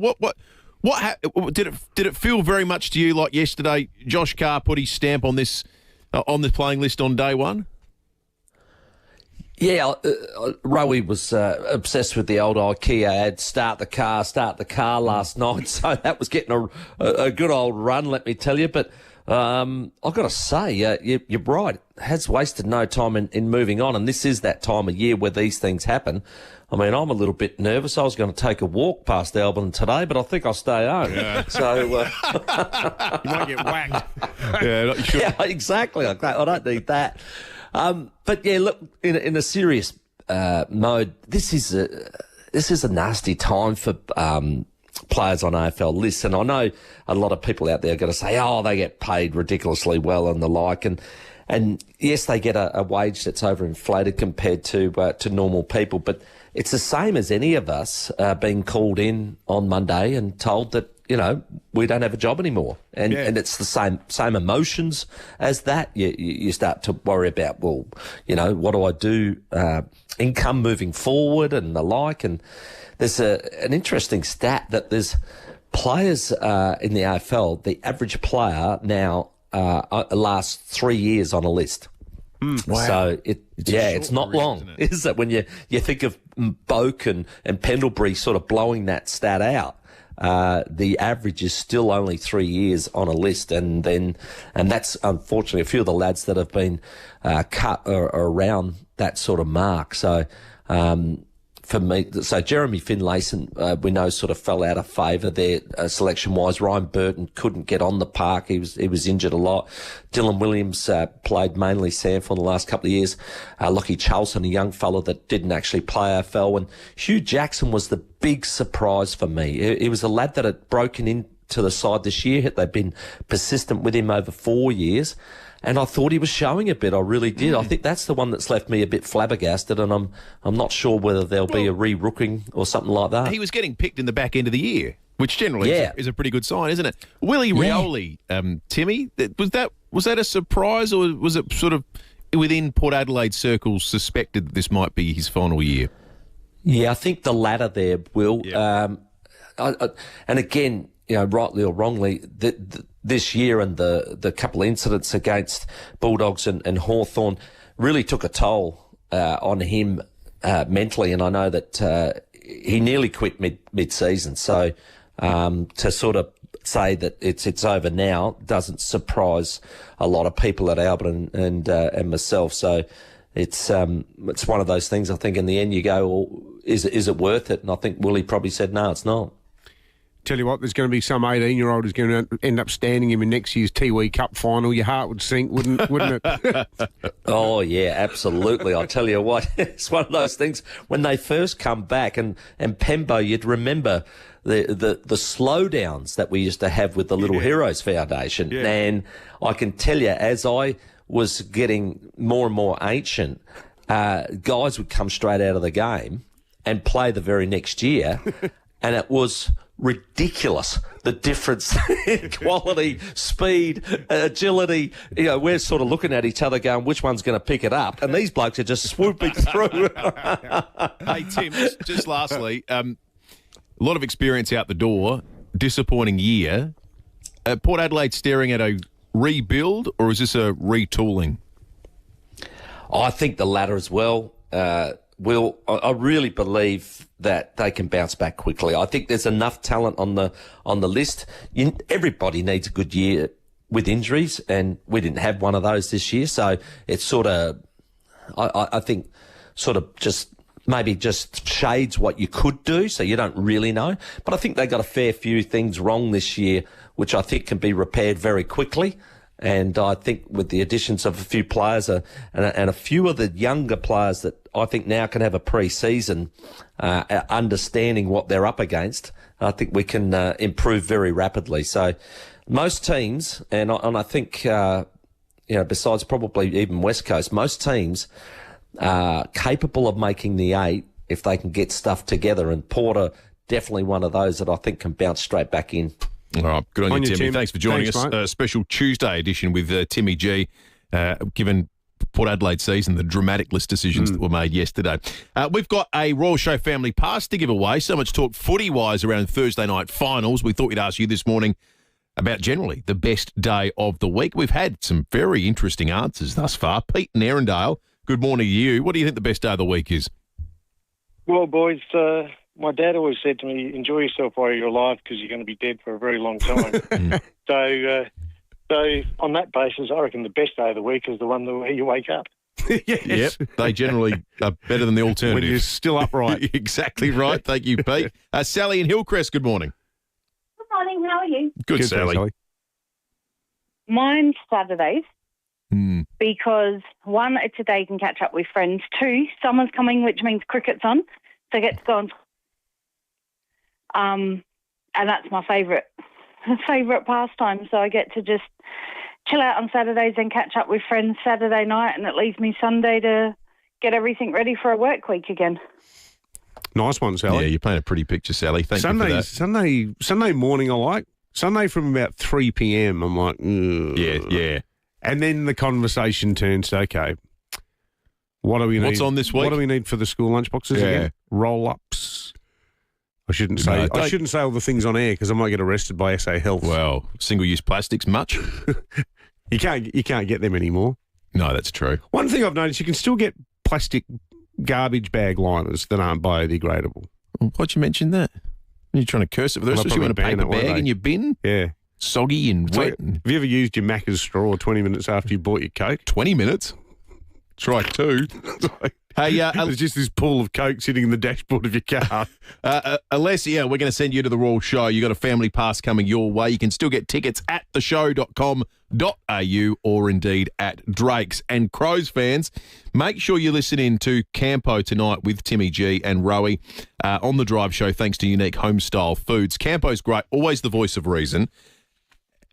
Campo, I reckon, tonight is not going to be the handbrake. Post-game on Saturday, he was, as always, compelling listening about some red flags about how the Crows are going at the moment and some things that will need to be addressed to make sure Thursday night in a week's time is not a disappointment. And you're going to want to listen to it because he makes an excellent and, as always, forensic case. Campo tonight on the Sports Show. We're going to take a break. 5AA News coming up in just a moment. Phil Curry will join us in the nation's capital. For over 50 years, Gliderol has been manufacturing and installing garage doors for South Australian homes. Spring is almost here, so why not improve the street appeal and value of your most prized possession? Order a new Gliderol door with operator before the end of September and you'll receive 2 extra handsets. Plus, we'll remove your existing door for free. Call Gliderol for a free measure and quote on 1300 799 144 or go to gliderol.com.au. Retail customers only, T's and C's apply.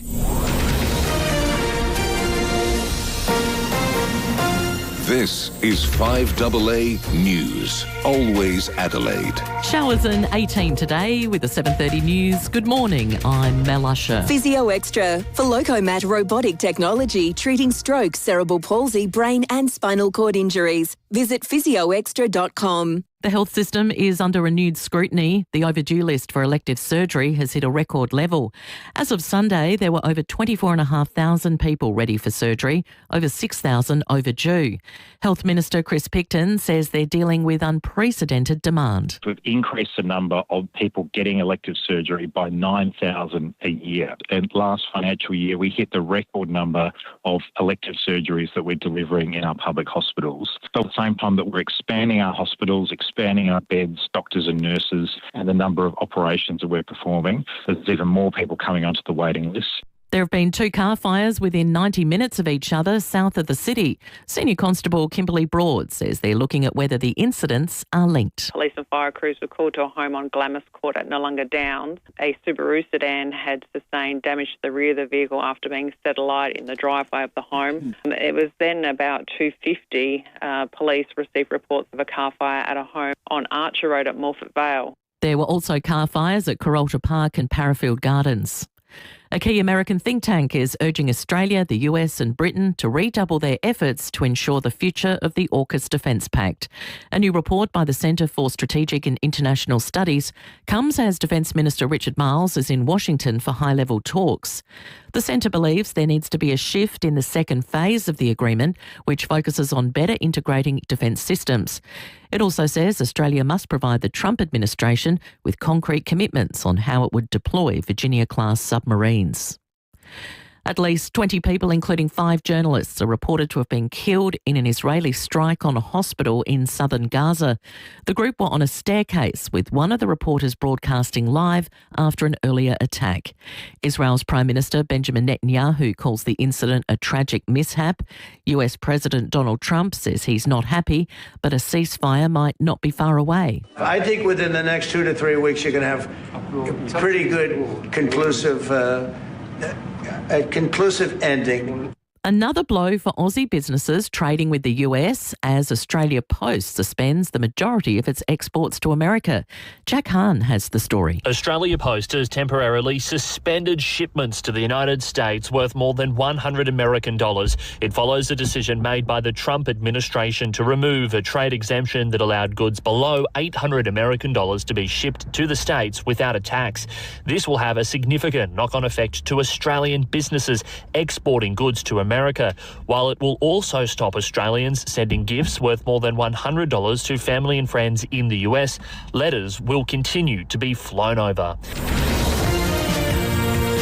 Now turning to 5AA Sport. Call Gliderol now. Order a new door with operator before the end of September and receive 2 extra handsets. It's over to Tom Wren. Thank you, Mel. It hasn't taken long for Port Adelaide to make changes to its list, with Josh Carr now taking over as coach.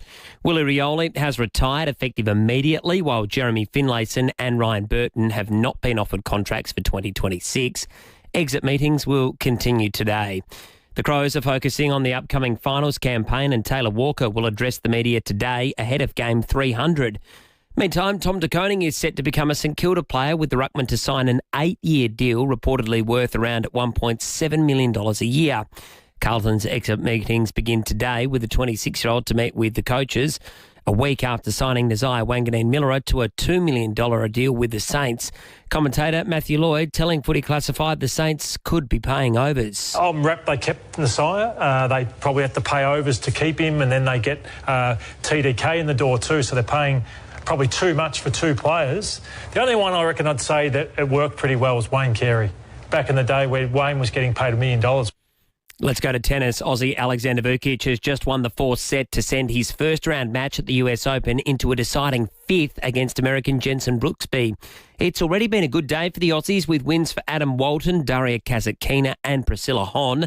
Another Aussie, James Duckworth, is also in action right now. He's taking on American Tristan Boyer, but lost the first set 6-3. And in some soccer to finish, Liverpool has broken Newcastle Hearts with a stoppage time thriller to win that match 3-2. And that's the 5AA Sport. Now checking 5AA traffic. Morning there at Torrensville, a three-car crash South Road near West Theberton. There are quite big delays inbound through there at the moment. Got a few delays in the city around Victoria Square. Got some road closed around there for the World Solar Challenge. That'll get really busy throughout the morning. Worth a look if you can get a chance. And Elizabeth smashed a main North Road near Elizabeth Way. Busy South Road Glandore with a Camera Whites Road Paralawi. Bob Jane T-Marts won't be beaten with their best tyre price guarantee. When you're after great service and unbeatable value, head to the Tyre and Wheel specialists, Bob Jane T-Marts. They'll look after you. Adelaide's most accurate traffic on 5AA. Now the 5AA forecast, 18 today and showers. Showers tomorrow as well, 14. Thursday more showers and 15. Friday showers and windy and 13. Right now it's 14 degrees on 5AA, always Adelaide. They say that confidence comes from within, but sometimes it comes from a well-fitted suit. It changes the way you walk, the way you feel. Put a good suit on and you can pull anything off. It opens doors and closes deals. And with only a short introduction, you leave a lasting impression. Peter Shearer's Look the Deal for Less sale is now on, with up to 30% off suits, sport coats and a wide range of menswear. Visit your nearest Peter Shearer and be fitted with confidence. Embark on an extraordinary 8-day voyage through the ancient Greek Isles and Turkey aboard the brand new luxurious Explorer 2 from just $7,375 per person. Indulge in 9 exceptional culinary experiences, unlimited premium beverages, unlimited Wi-Fi and more. Enjoy €300 onboard credit per stateroom, plus savings of up to $770. Departing on the 28th of September 2026. Visit pht.com.au. Discover the joy of family connection in the 7-seat hybrid Mazda CX-80. Now yours from a great drive-away price of $59,990 for the CX-80 G40E Pure. Enjoy 3 spacious rows, hybrid efficiency, and the reassurance of driving ANCAP's safest large SUV of 2024. Visit your local dealer to test drive the Mazda CX-80 today. Terms, conditions and exclusions apply. See mazda.com.au for details. They say one of life's biggest decisions is buying a home, but sometimes the hardest one is leaving it. At Anglicare SA, we're here to help you stay where you belong. We offer support for everyday things like cleaning, gardening, cooking, but are also experts in care management, allied health, and clinical nursing. Because we believe there is no place like home, and with the right support, there is no reason to leave it. Find out more at Anglicare SA. You are at home. It's game on at Hyundai with offers on new and demonstrator models. Visit your participating Hyundai dealer today. David Penberthy and Will Goodings, 5AA Breakfast. 22 minutes to wait. We've got a trial by jury coming up very, very shortly. Also, tickets for 2 people to a special event at Sofitel Adelaide, Garçon Bleu, on Thursday, the 4th of September. to celebrate and toast 40 years of Dilmah tea with artisanal cheeses and a light meal. This sounds very sophisticated.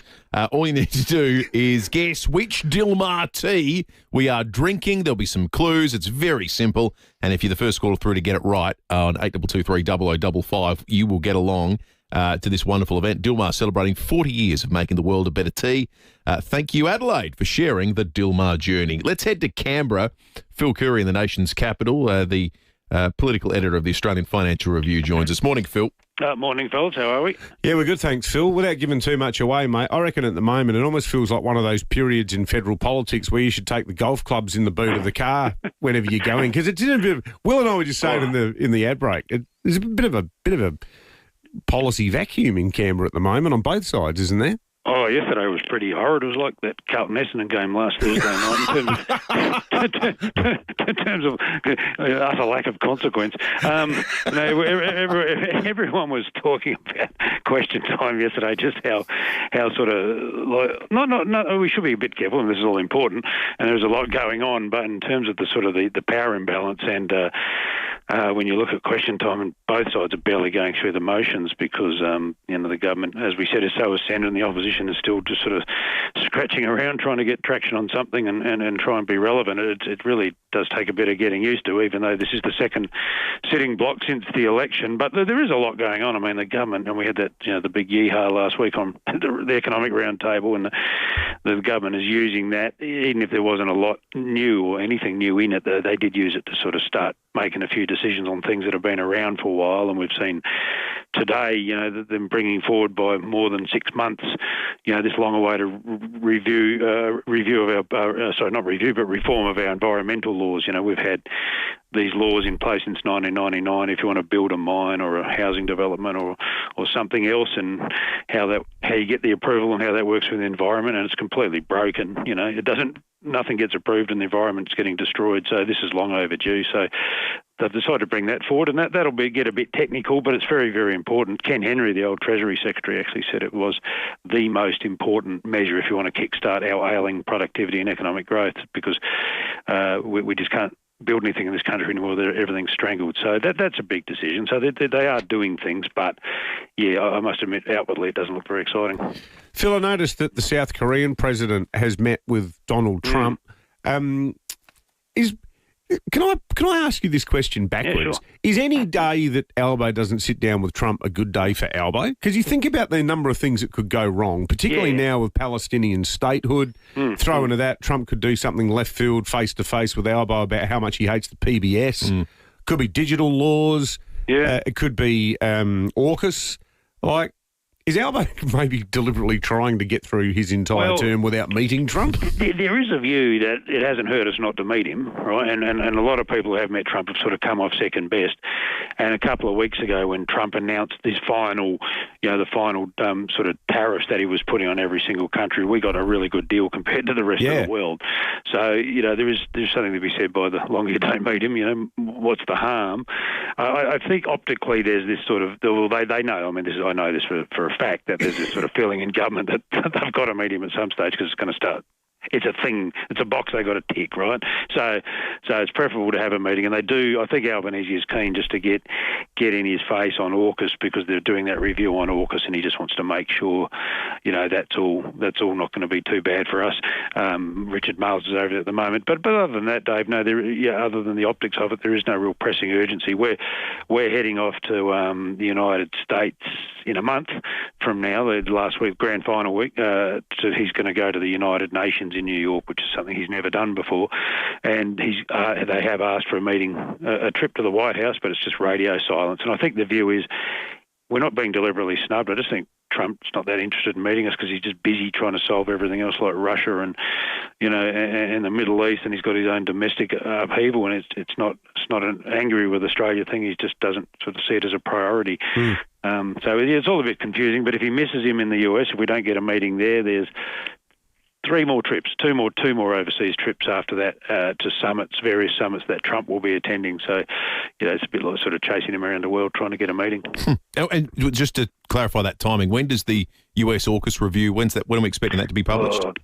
good question. I think it got delayed, didn't it? Well into next year. So it was going to be a quick and dirty, but it's either later this year or next year. So it was going to be October, I think, the original date, but it's been pushed back a while. So there's no real rush on that. But I do notice Richard Marles, the Defence Minister, is over at the moment having talks on it. So they're obviously keen just to keep the thing on a level. Mm. Great stuff, Phil. As always, Phil Curry, the National Political Editor for the Australian Financial Review. Interesting piece published by a think tank in the United States that's emblazoned on the front of the Oz this morning about potentially expanding Pillar 2 of the AUKUS agreement, which Pillar 1's all about nuclear submarines and the technology sharing and establishing capability in Australia. Pillar 2 was this less talked about part about technology sharing. So our companies talk to American companies, get access to technology, start doing stuff here, except the companies in defence in Australia have all gone, all right, that sounded cool. A couple of years in now. Any danger of anything happening on this front? Why won't they talk to us? Is it like intellectual property? I think it was a concept that once you to develop the pathways and work out what gets shared and under what circumstances and what are our capabilities. Well, they're all private companies. Why British Aerospace going to tell Lockheed Martin what they're up to? Well, this is part of it. And the review actually, this think tank in the US has made the point, well, perhaps rather than sort of vague ideas around intelligence sharing, how about we do some specific things like long-range missile strike capabilities or things to do with radar and so forth? Why don't we just actually start saying these are the things we want Australia to start building and being good at, as opposed to vaguely saying, well, we're going to cooperate better, which is, I think, a boon if you've got smart people in the US saying, well, let's make AUKUS even bigger as opposed to making it smaller, which is the risk that we don't want to materialise as South Australians. It's 15 to 8. We've got a trial by jury coming up very, very shortly. But before we do, Steve in Golden Grove is the first caller through for What Tea Am I? Morning to you, Steve. G'day, Will. How you doing, bud? Good, Steve. We're all pulling for you here, mate. I don't know how much of a tea drinker you are. I drink Delmar tea in the morning. Beautiful. Good. That's a good start. Good stuff. Okay. Yeah. So here we go. What tea am I, Steve? It is a herbal tea with a minty flavour. I would say peppermint. Yeah, that wasn't particularly hard this morning, was it? It's not about being hard. It's about drinking tea. Tea's delicious. You know what I mean? It's about having a good time. Could have been another type of mint. Spearmint, yeah. What other mints are there? Well, there's a few. There's pineapple mint. I've never seen pineapple mint in a tea? I'm not sure. If there would be, Dilmar would make it delicious. Steve, for being the first caller through and answering the world's easiest question, you've got 2 tickets to this special event at Sofitel Adelaide, Thursday, 4th of September, celebrating and toasting 40 years of Dilmar's tea.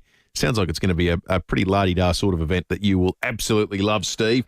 Celebrating Dilmar. Let's take a break. A trial by jury coming up in just a moment, inspired by a somewhat spectacular press conference that happened in state politics over the weekend. That's ahead in our trial by jury. Traffic first, over to 30% on a range of men's suits, sports coats and casual wear at Peter Shearer. Morning. At Torrensville, delays clearing from that earlier 3-car crash in South Road near West Theberton Road. Mansfield Park, collision there too. Hanson Road near Dudley Streets. And the city roads closed in around Victoria Square due to the World Solar Challenge. It'll get really busy this morning, and if you can, worth having a look. Really interesting. Cameras this morning to look out for Lyons Road, Holden Hill, and Wamma Road at Penfield. Breakfast is sorted at Guzmani Gomez. Grab a brekkie, burrito, and medium coffee for just $10. The $10 brekkie combo available till 10:30am daily at select GYG stores. Adelaide's most accurate traffic on 5AA.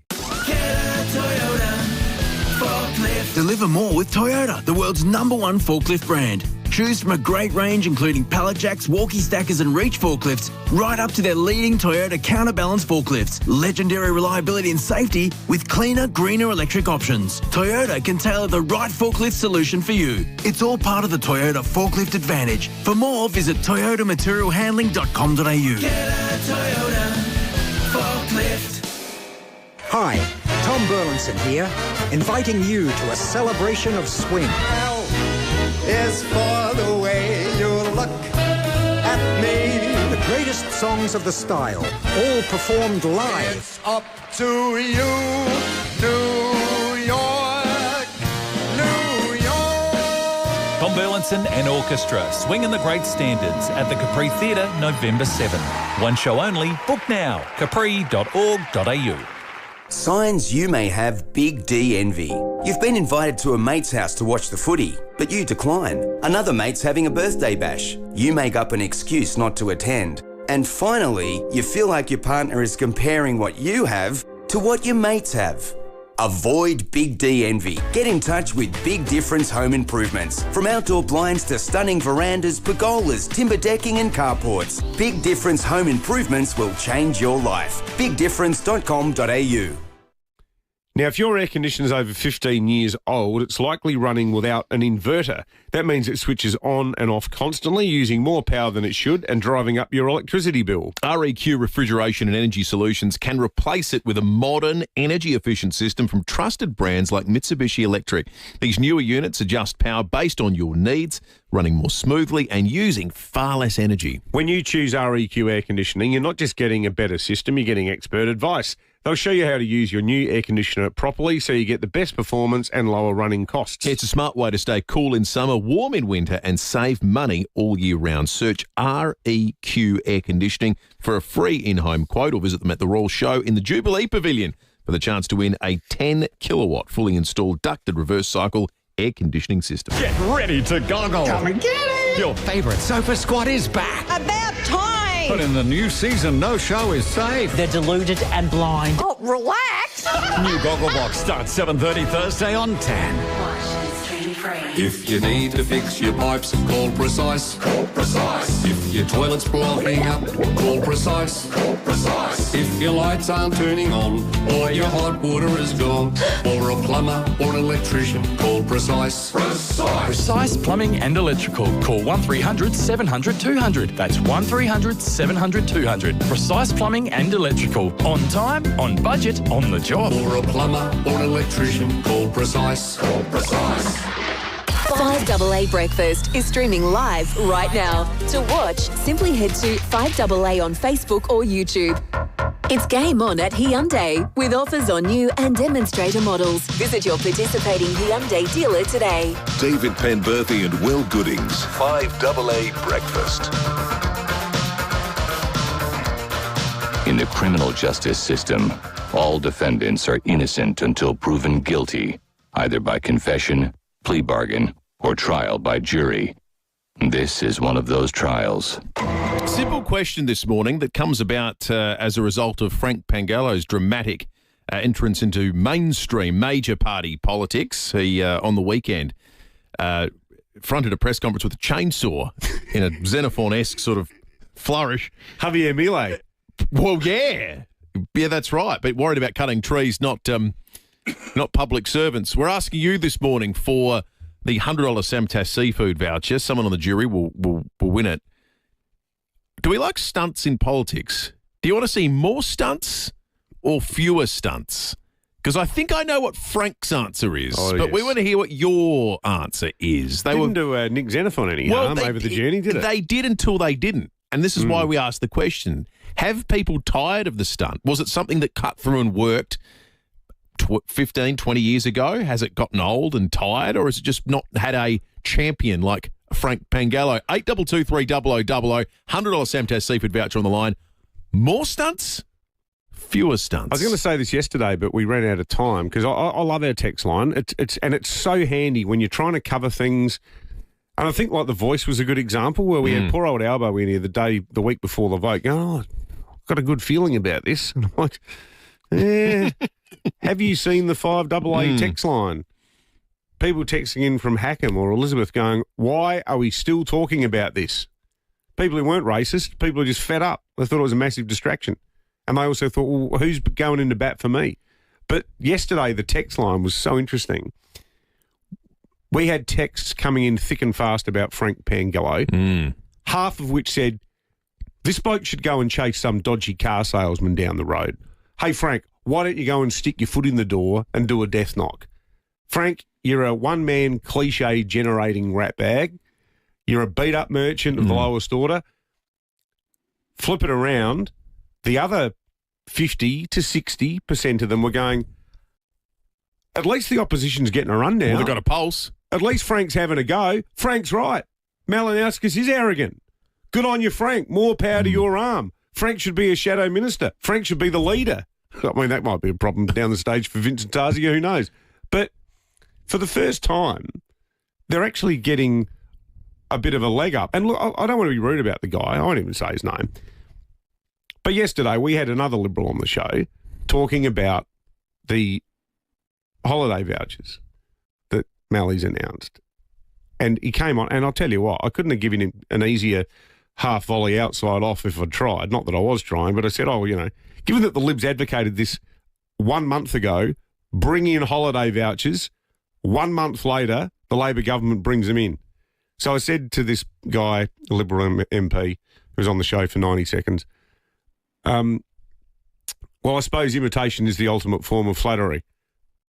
Now, the comments, it always sounded like he was from the government. The comments were, well, there were some teething problems with the way the vouchers were originally designed, but to the government's credit, they ironed them out yesterday. And what you need to do now is just log on. Go to the website. Is this guy from SA Tourism? He's from the Liberal opposition. Tap into your inner Pangallo, come on the show and go, well, about bloody time. Yep. The Liberals announced this 1 month ago. Peter Malinauskas, congratulations for finally catching up. End of chat. He would have done that interview with a fish in his mouth or something or other just to make the point. 8223 $100 worth of Sabtas seafood could be coming your way. We want you to render a verdict on the political stunt. Should we have more or should we have fewer? And I think Frank's listening.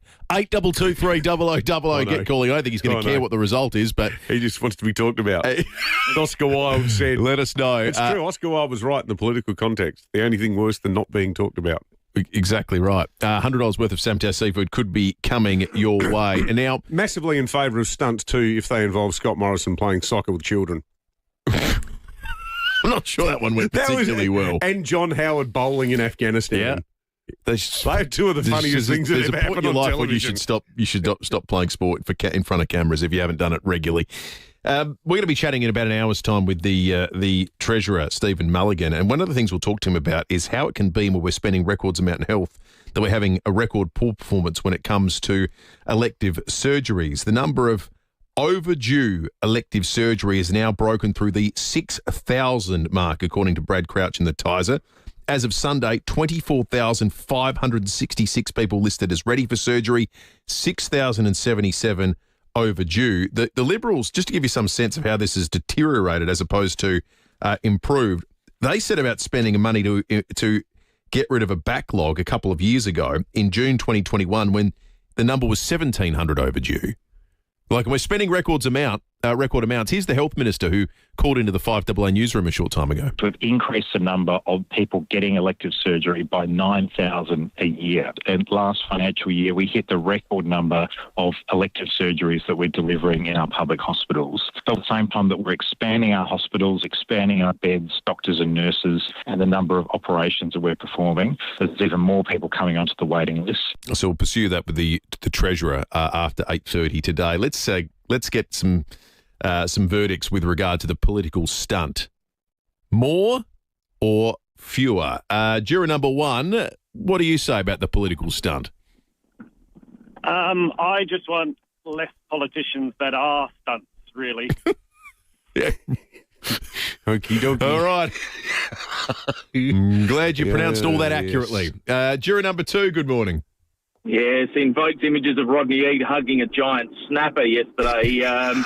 And yes, good luck on the enunciation, everyone, during this. I don't mind a stunt. However, how often is a stunt pulled off by someone who becomes government and only ever stays in opposition? Well, it's a great point. Yeah. I mean, the Xenophon experience was...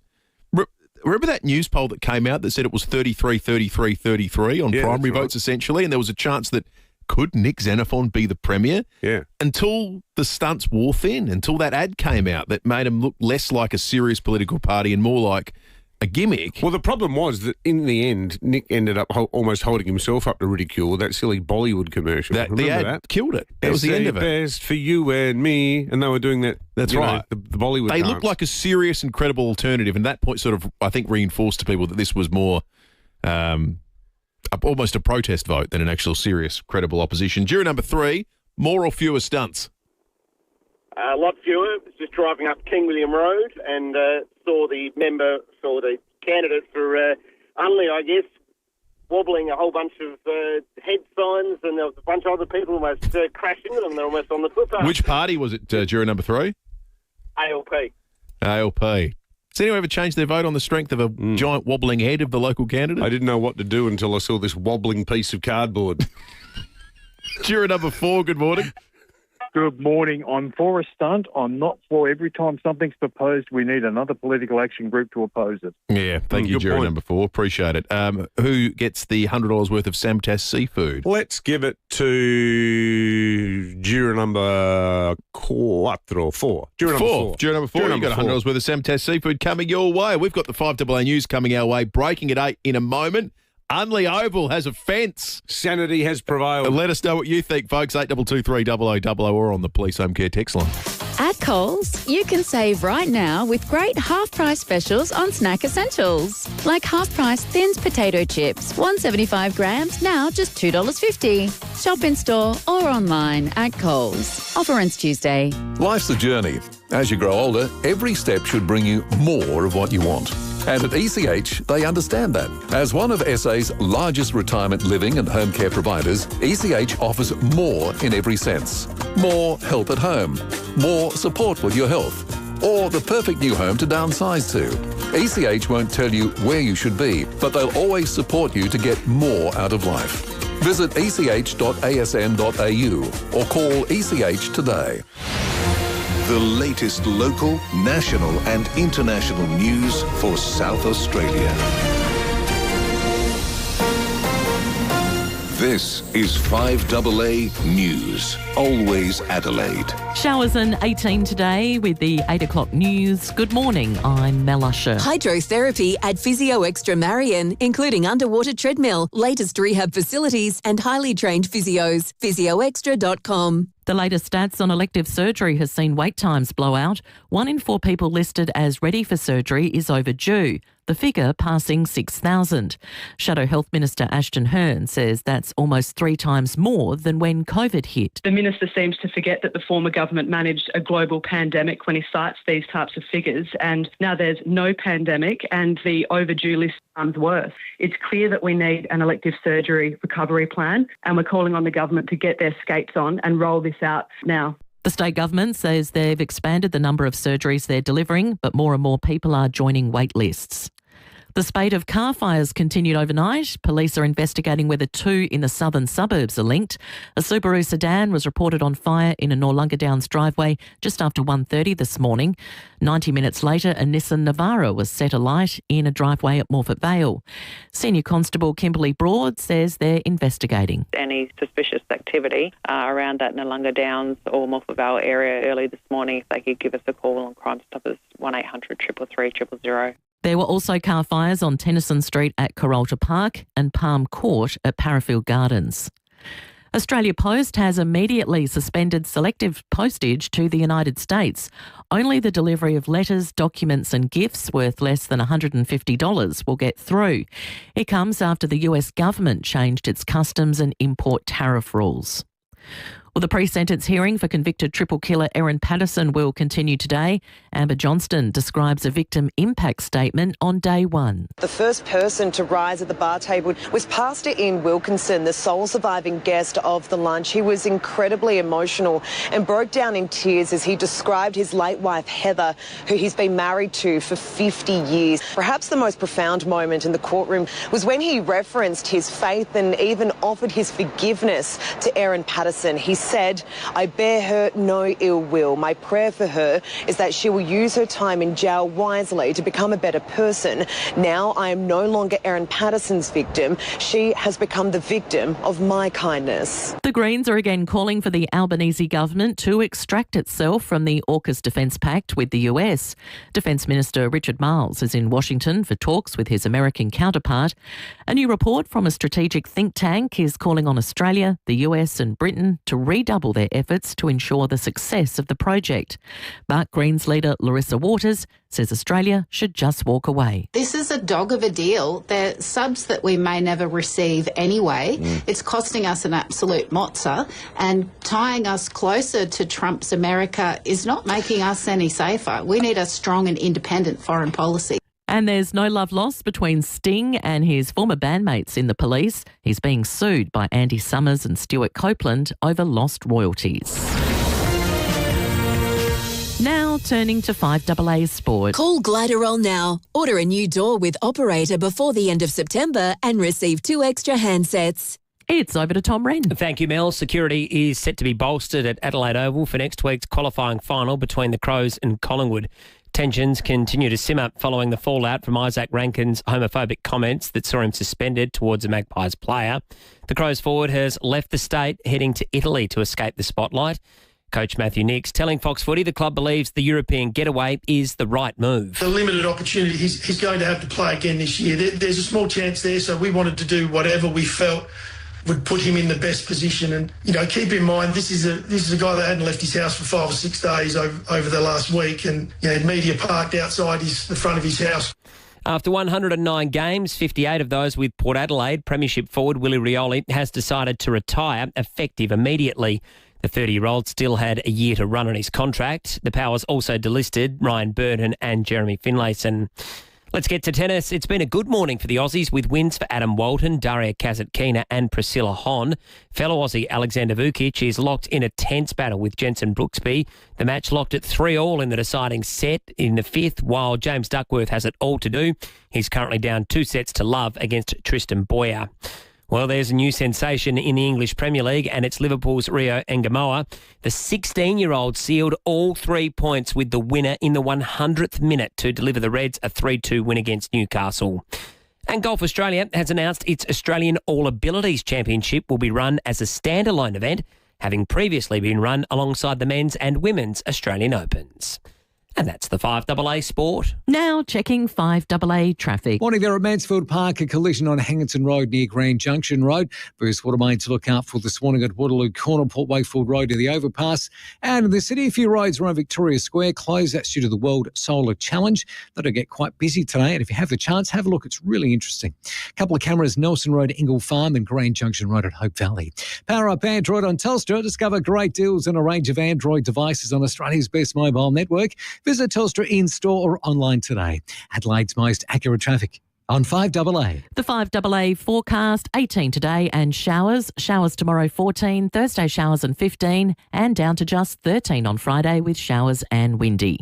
Right now it's 14 degrees on 5AA, always Adelaide. 5AA's Tech Talk with your host, Adelaide tech guy Richard Pascoe. Thanks to Harvey Norman Computers. Let's talk gaming laptops and some great deals at Harvey Norman. The Acer Aspire 7 gaming laptop, powered by the Intel Core i7 processor, is built for performance and reliability. It has crisp, full HD visuals, dedicated NVIDIA graphics for smooth gameplay, and a backlit keyboard, all for just $998. If you're after even more power, the Acer Nitro V with Intel Core i9 is just $1,398. Or push your multitasking further with an Intel Core i7 paired with a massive 32GB of RAM, now just $1,498. Plus, if you buy from Harvey Norman now, you could win one of 3 ultimate Acer Nitro gaming laptops, each valued at $2,300. T's and C's apply. Check out this great offer at a Harvey Norman store near you. IKEA is here to help you refresh your bedroom with 20% off Malm bedroom furniture for IKEA family members. Not a member yet? Join today. It's free. Offer ends 1st September. Terms, conditions and exclusions apply. IKEA.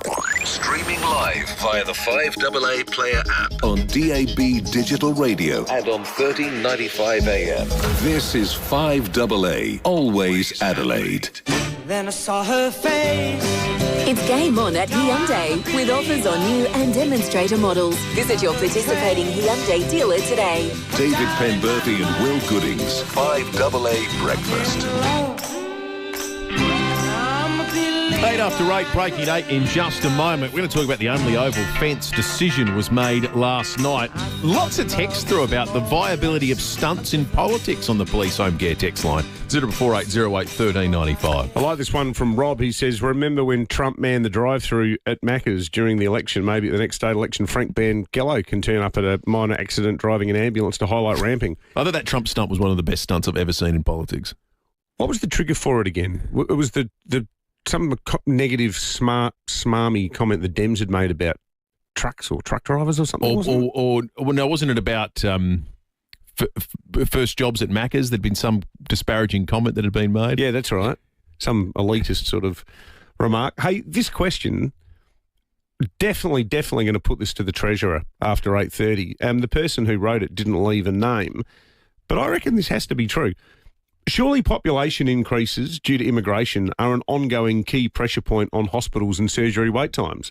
Any efforts to increase capacity are being overrun by entirely foreseeable increases in demand. What does the Treasurer say about that? I reckon that would have to be right. Yep, we'll talk about that. I mean, if people turn up from anywhere in such great numbers and under Medicare, you can rock up. You don't need proof of residence to get seen at the RAR. You don't need to show your passport when you arrive at the ED.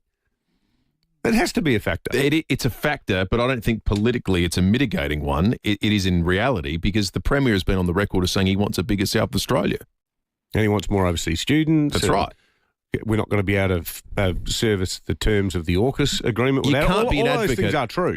You can't be an advocate for population growth and then use it as a crutch every time things don't work. Isn't the other problem, and I'm not advocating some sort of Malthusian event here, folks, rest assured. Oh, dear. But we're all living forever too.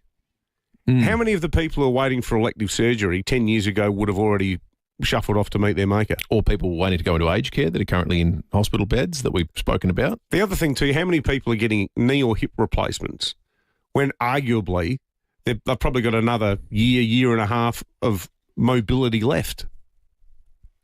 I mean, they're harsh things to say, but they are medically correct. Who in politics has the courage to say we're now having an age cut-off for elective surgeries? Well, we kind of do a bit in some things. Like, what about you don't get the free bowel screening kit after you turn 75? Sure.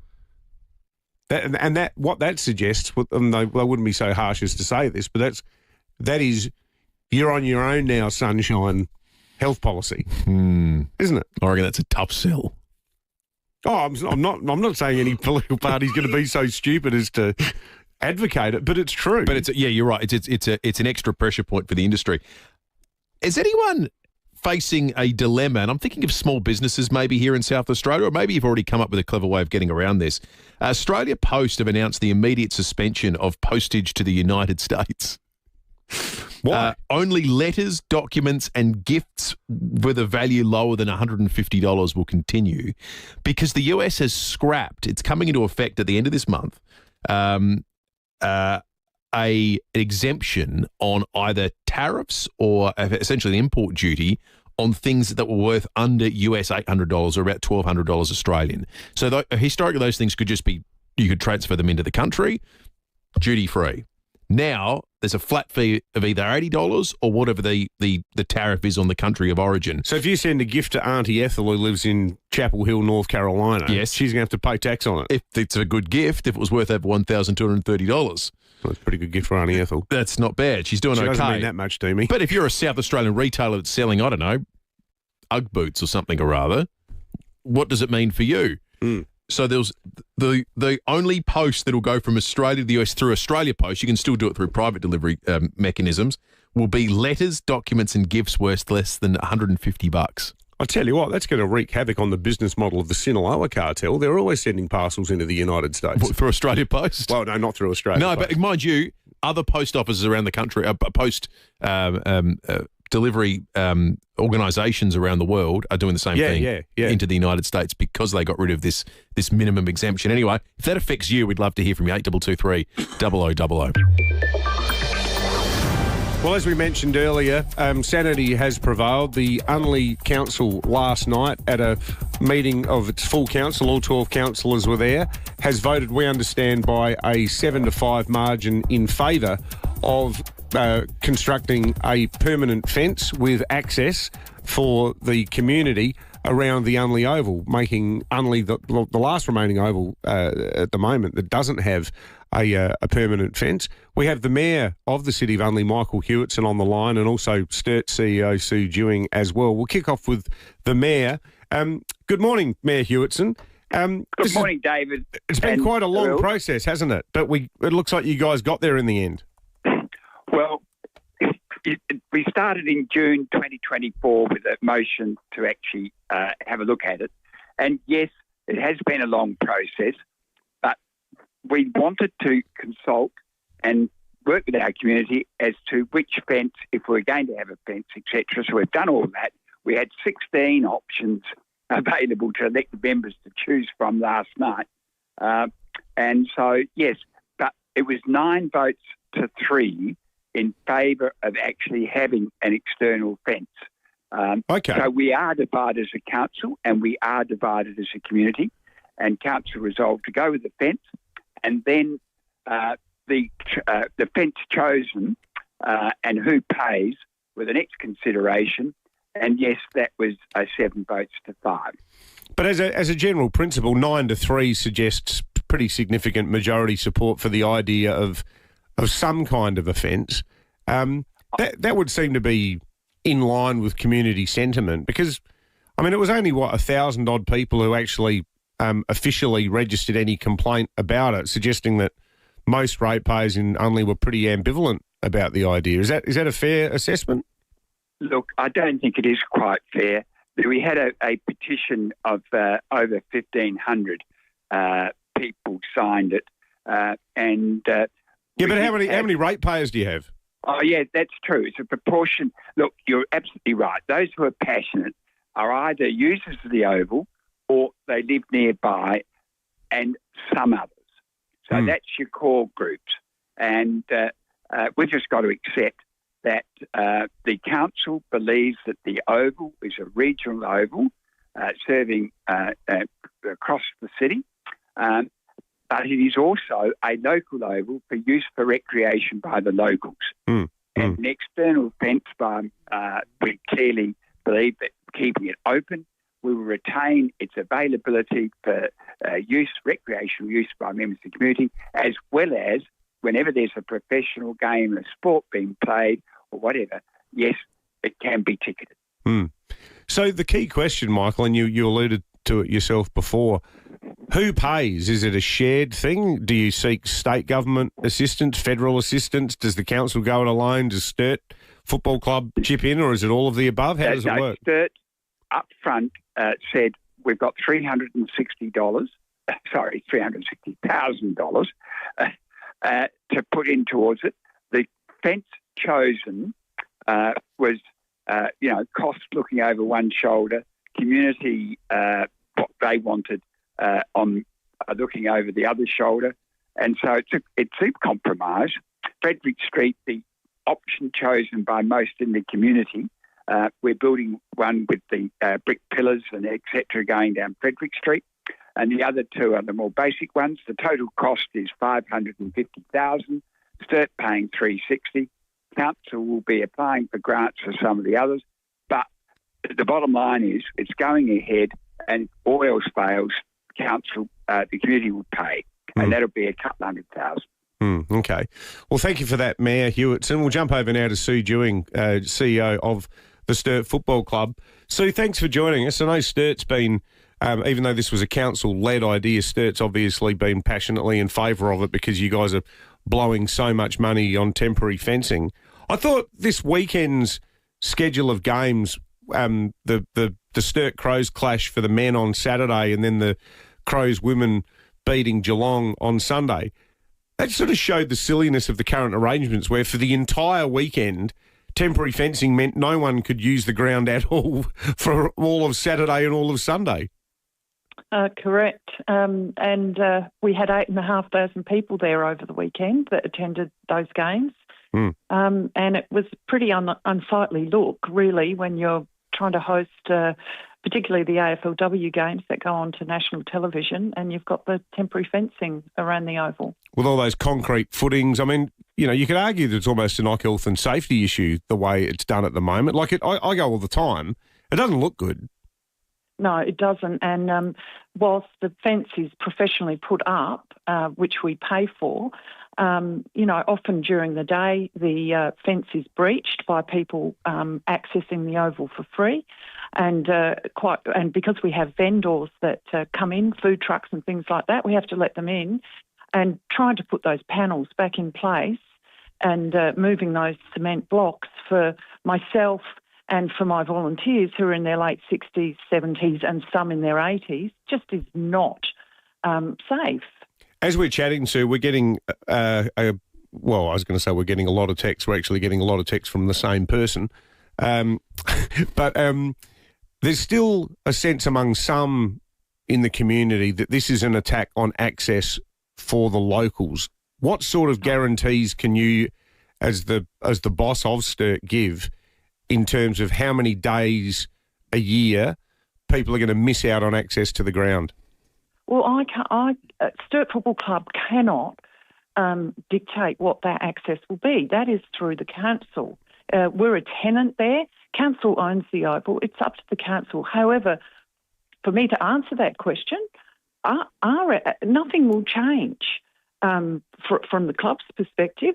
We will continue to host our games there. We will continue to train there. It won't change. It's just that we will have a permanent fence where on our match days, our league match days where we charge, we will be able to shut those gates. But other than that, the gates are going to be open? Absolutely. The irony is there's only 14% permeability to the oval, to the area now because of all the impediments around it. That will not change. In fact, it may even increase. Yeah, exactly. Okay, so it looks like it's happening. Sue Dewing, Sturt CEO, and Michael Hewitson, the Mayor of the City of Unley. Thanks for joining us for breaking it up. Thank you. There you go. 20 after 8. If you've got feedback, we'd love to hear it. 8223 0000 is the number. You can jump on the Police Home Care text line. Matthew makes a good point. 04808 A North Adelaide fan, go the Chooks. Prospect Oval has a fence and all the locals use the ground as we wish. Doesn't seem like there's a chorus of concern coming through. What about that 16 fence proposals? There's not as many proposals for Palestinian statehood.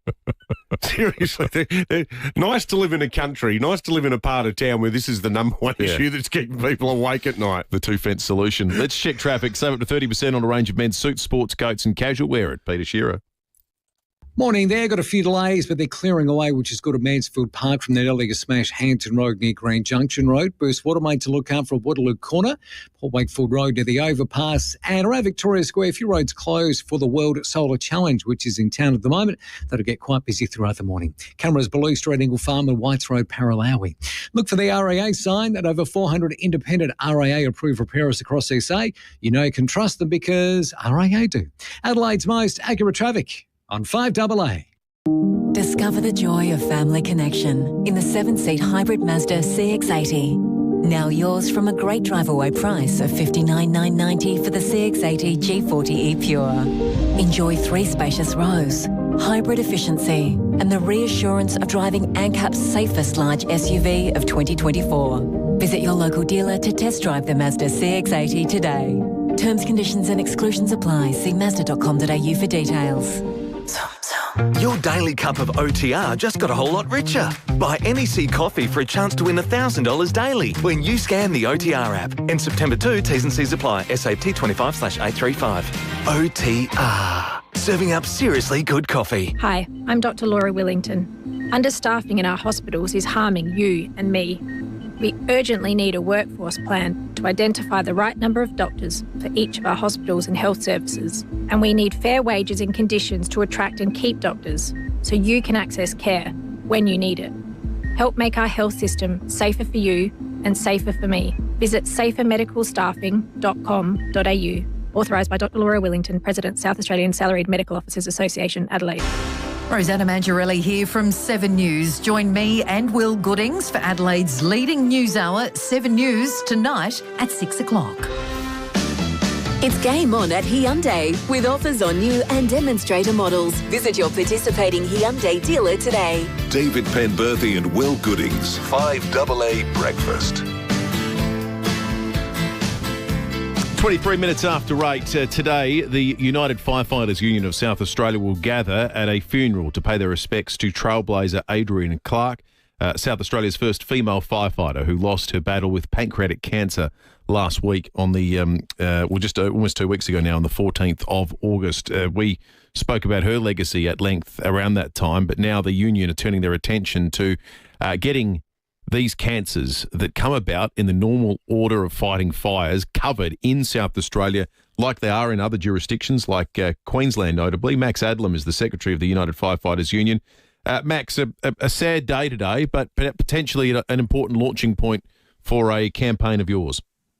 Well, it is an ongoing campaign, and Adrian was not just an inspiration but a great friend to so many of us, and she asked that we take this matter up and make public comment on the event of her passing. And she cared very much for firefighters.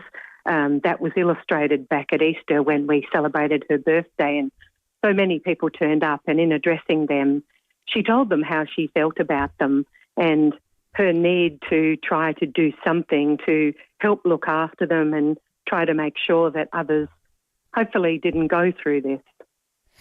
So, Max, can you tease out the logic? Because I'm stuffed if I can work it out. So it is a matter of medical fact that firefighters suffer pancreatic cancer at higher rates than the general population, and that's as a result of their exposure to chemicals while fighting fires and so on. Yes, that's correct. Why is it, though? Has been coming in. Yeah. So if that is true, and it is true, why is it that when it's covered by the ACT, Western Australia, Tasmania, Queensland, and also for firefighters covered by the Commonwealth, what's the argument for not doing it here? I don't see that there is one. And, you know, the parties all supported it through the upper house last year, and the bill expanded to include a range of cancers, including pancreatic.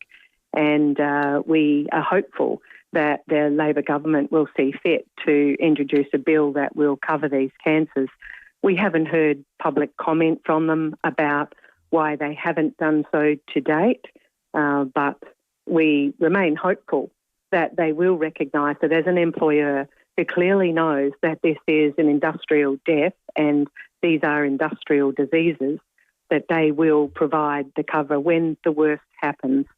We'd like to be able to get in front of it more, and we're working on some plans around that. But in the meantime, this is something that is a serious issue for our members, and it's something that Adrian wanted to be part of ensuring changes. Yeah, interesting and bizarre that the only party on North Terrace that doesn't support this is, at the moment, because they haven't passed the bill, the Labor Party. It's hugely disappointing, and we continue to call on them to take this matter seriously and to care for those who care for our community. Mm-hmm. Well, we couldn't back you any more on this, Max. Good on you. And for Adrienne, you know, from the other side of this mortal coil, still fighting the good fight, I guess. Good on you, Max, the Secretary of the United Firefighters Union. Max, it's just bizarre, isn't it? Let's see what the downside of this is. There's not so the amendments, this is old Frank Pangello, we were talking about Frank before. He introduced amendments to the bill in the Legislative Council to expand the list of cancers to 23. The amendments passed the Legco. They were supported by Pangello, the Liberal Party, the Greens, Tammy Franks, Connie Benares and One Nation. Leaving one political party, the party of the working man, you know, party formed out of the sheep shearers' strikes and all of that. How weird. In fact, Frank Pangello has called into the program. Morning to you, Frank. Good morning, guys. And look, it's very disappointing that the government just hasn't moved on this. It was my bill that went through, thanks with efforts from Max and the other firefighters. And that's not the only one about that concerns first responders. There's also one there about PTSD being a presumptive illness that they've just sat on now nearly for 2 years. So they're not serious about first responders, and this is a classic case. And my condolences to that family today. Thank you, Frank Pangello. All right, 8223 our number. You can text us on the Police Home Care text line as well. Perhaps you've got a query for the Treasurer, Stephen Mulligan. Lots to get to that we've already discussed this morning on the program. But if there's something you'd like to introduce to that conversation, stay listening. Stephen Mulligan next.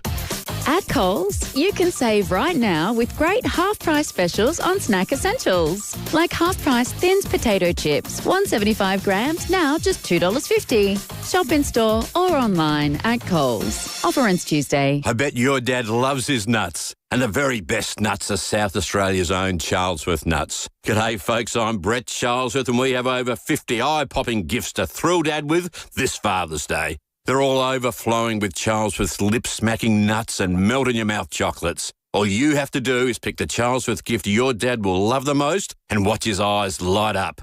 Visit our 11 family-owned stores or shop online. Why Charlesworth this Father's Day? Because fresh nuts taste better. Last month, we serviced around 11,000 vehicles. More than 2,000 Nissans, Patrols, Navaras, X-Trails, 1,500 Mazdas, 3 6s, BT50s, over 1,200 Suzukis. That's right, over 11,000 people trusted us with their pride and joy. Automasters, isn't it time for you to switch and save? Call 1300 Automasters or book online. All centres offer repair now, pay later options. So switch and save with Automasters. Great service guaranteed. For over 50 years, Gliderol has been manufacturing and installing garage doors for South Australian homes. Spring is almost here, so why not improve the street appeal and value of your most prized possession? Order a new Gliderol door with operator before the end of September and you'll receive 2 extra handsets. Plus, we'll remove your existing door for free. Call Gliderol for a free measure and quote on 1300 799 144 or go to gliderol.com.au. Retail customers only, T's and C's apply. Living with diabetes? Ditch finger pricks with Freestyle Libre, the wearable sensor that monitors glucose levels straight to your phone. Trial it now for only $15 at freestylelibre.com.au. T's and C's apply. Follow directions for use.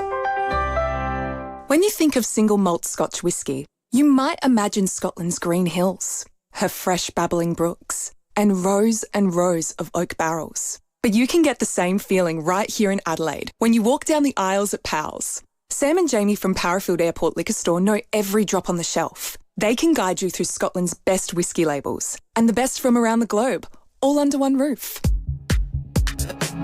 Parafield Airport Liquor Store. Powell's, next to Roulette's Tavern, Kings Road, Parafield.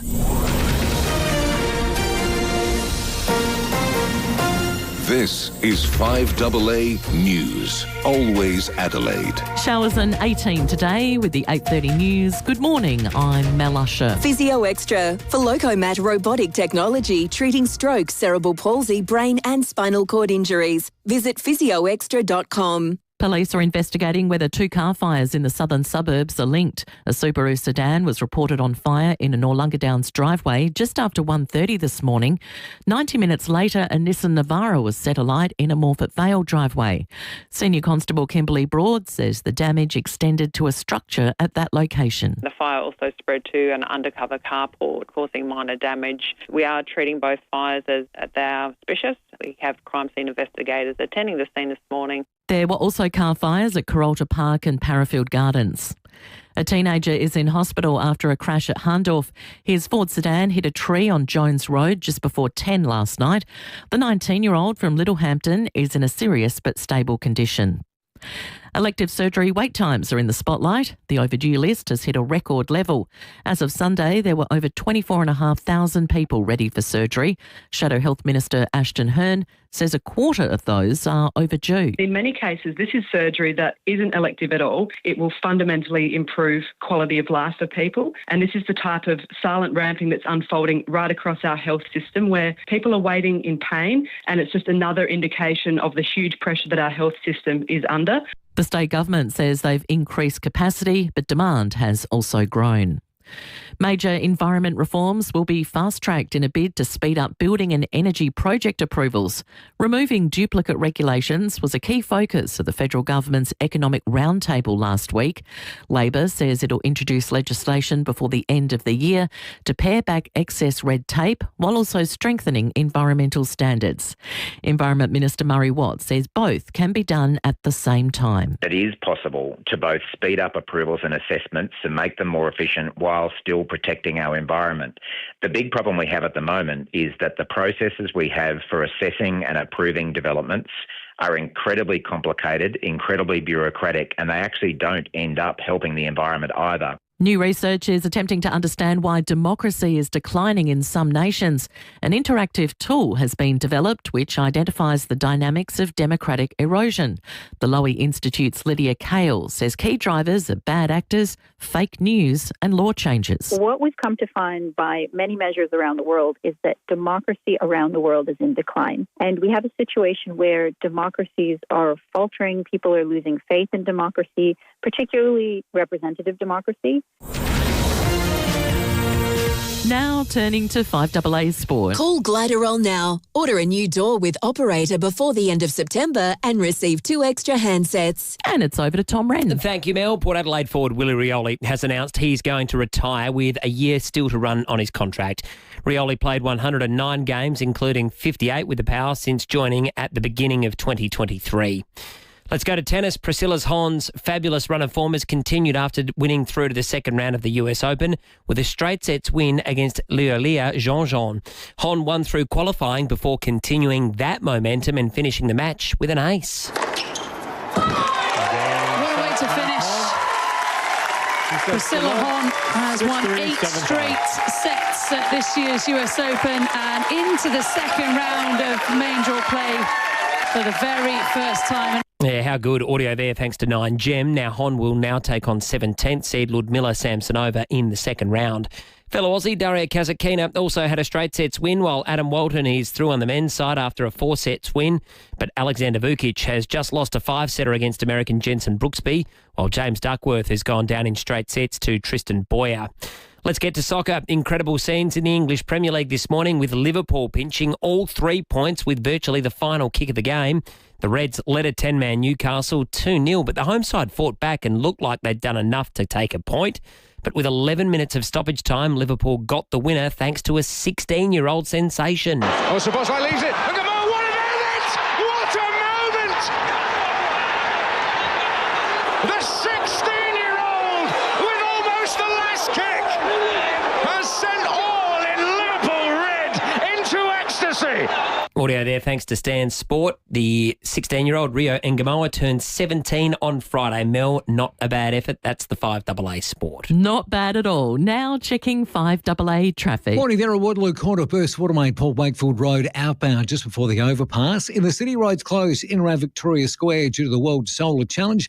That'll be getting busy pretty soon. Worth a look if you get a chance. And got works at Mile End South, Richmond Road near Chatham Road. Cameras, Baldock Road, Engle Farm. And thanks to Trev the Milky, who's let us know there's a speed camera setting up right now, Grand Junction Road at Hope Valley. A massive $1.1 billion could be yours with the USA Power Lotto. Hurry, draw closes in less than an hour. Grab your tickets now at lotteryoffice.com.au. Adelaide's most accurate traffic on 5AA. The 5AA forecast, 18 today and showers. Showers tomorrow, 14. Thursday, showers and 15. Friday, showers, windy, 13. Right now, it's 14 degrees on 5AA, always Adelaide. You've worked hard, raised families, built a life. Now it's your time. At Living Choice Flagstaff Hill Retirement Village, wellness and comfort aren't extras. They're every day. Retirement is your time to focus on living well by taking advantage of the magnesium pool, staying active in the gym, or unwinding in the cinema with friends. Here, luxury living meets lasting well-being with beautiful move-in ready apartments waiting for you. Discover the retirement you deserve. Book your tour today at livingchoice.com.au. Last month, around 11,000 people trusted us with their pride and joy. Automasters, logbook servicing, repairs, brakes, aircon and more. Isn't it time for you to switch and save? Call 1300 Automasters. Great service guaranteed. It's game on at Hyundai with offers on new and demonstrator models. Visit your participating Hyundai dealer today. David Penberthy and Will Goodings. 5AA Breakfast. 23 minutes to 9. If you're watching on the Facebook and YouTube live stream, you'll notice two things. One, our new Whiz Bang studio with lights and so forth. It's been compared to a US Sports Show podcast, or it looks like we've received one hell of a what do they call it? The kids call it a glow-up. The other thing you'll notice is the Treasurer, Stephen Mulligan, in the studio with us. Treasurer, good morning to you. Oh, it's great to be with you. Treasurer, we've been talking today about the elective surgery situation. To use a sort of relatable analogy, do you feel like the person has just paid a staggering amount of money to do some underpinning to stop the salt damp at home, and then you know, you sort of say, how long is this going to last? Is there a guarantee that the cracks won't come back? And then, you know, 2 years later, you're lying in bed, like a rifle going off, huge crack re-emerges. It's got that sort of vibe about it. It seems like you guys, and you made the promise, it's population growth, ageing population. There's no amount of money that's going to fix this, it seems. Yeah, I think health policy is almost turning into that old saying about transport policy. You know, as soon as you build a freeway, it fills up with cars. And we've been building so much extra capacity in the public health system, but what we're seeing is the absolute surge in demand that's coming. So, you know, we've actually massively increased the amount of elective surgery we're doing each year, but the demand continues to outstrip how much supply we can put into the system. And even, you know, what we did with Western Hospital in the western suburbs, you know, get that going under a new owner, and for them to specialise in elective surgery to get some of that sort of orthopaedic type stuff out of the public system. Even those sorts of measures aren't keeping up with the additional demands coming through. And I think you guys hit on a couple of comments before, which is spot on. You know, we've got an ageing population.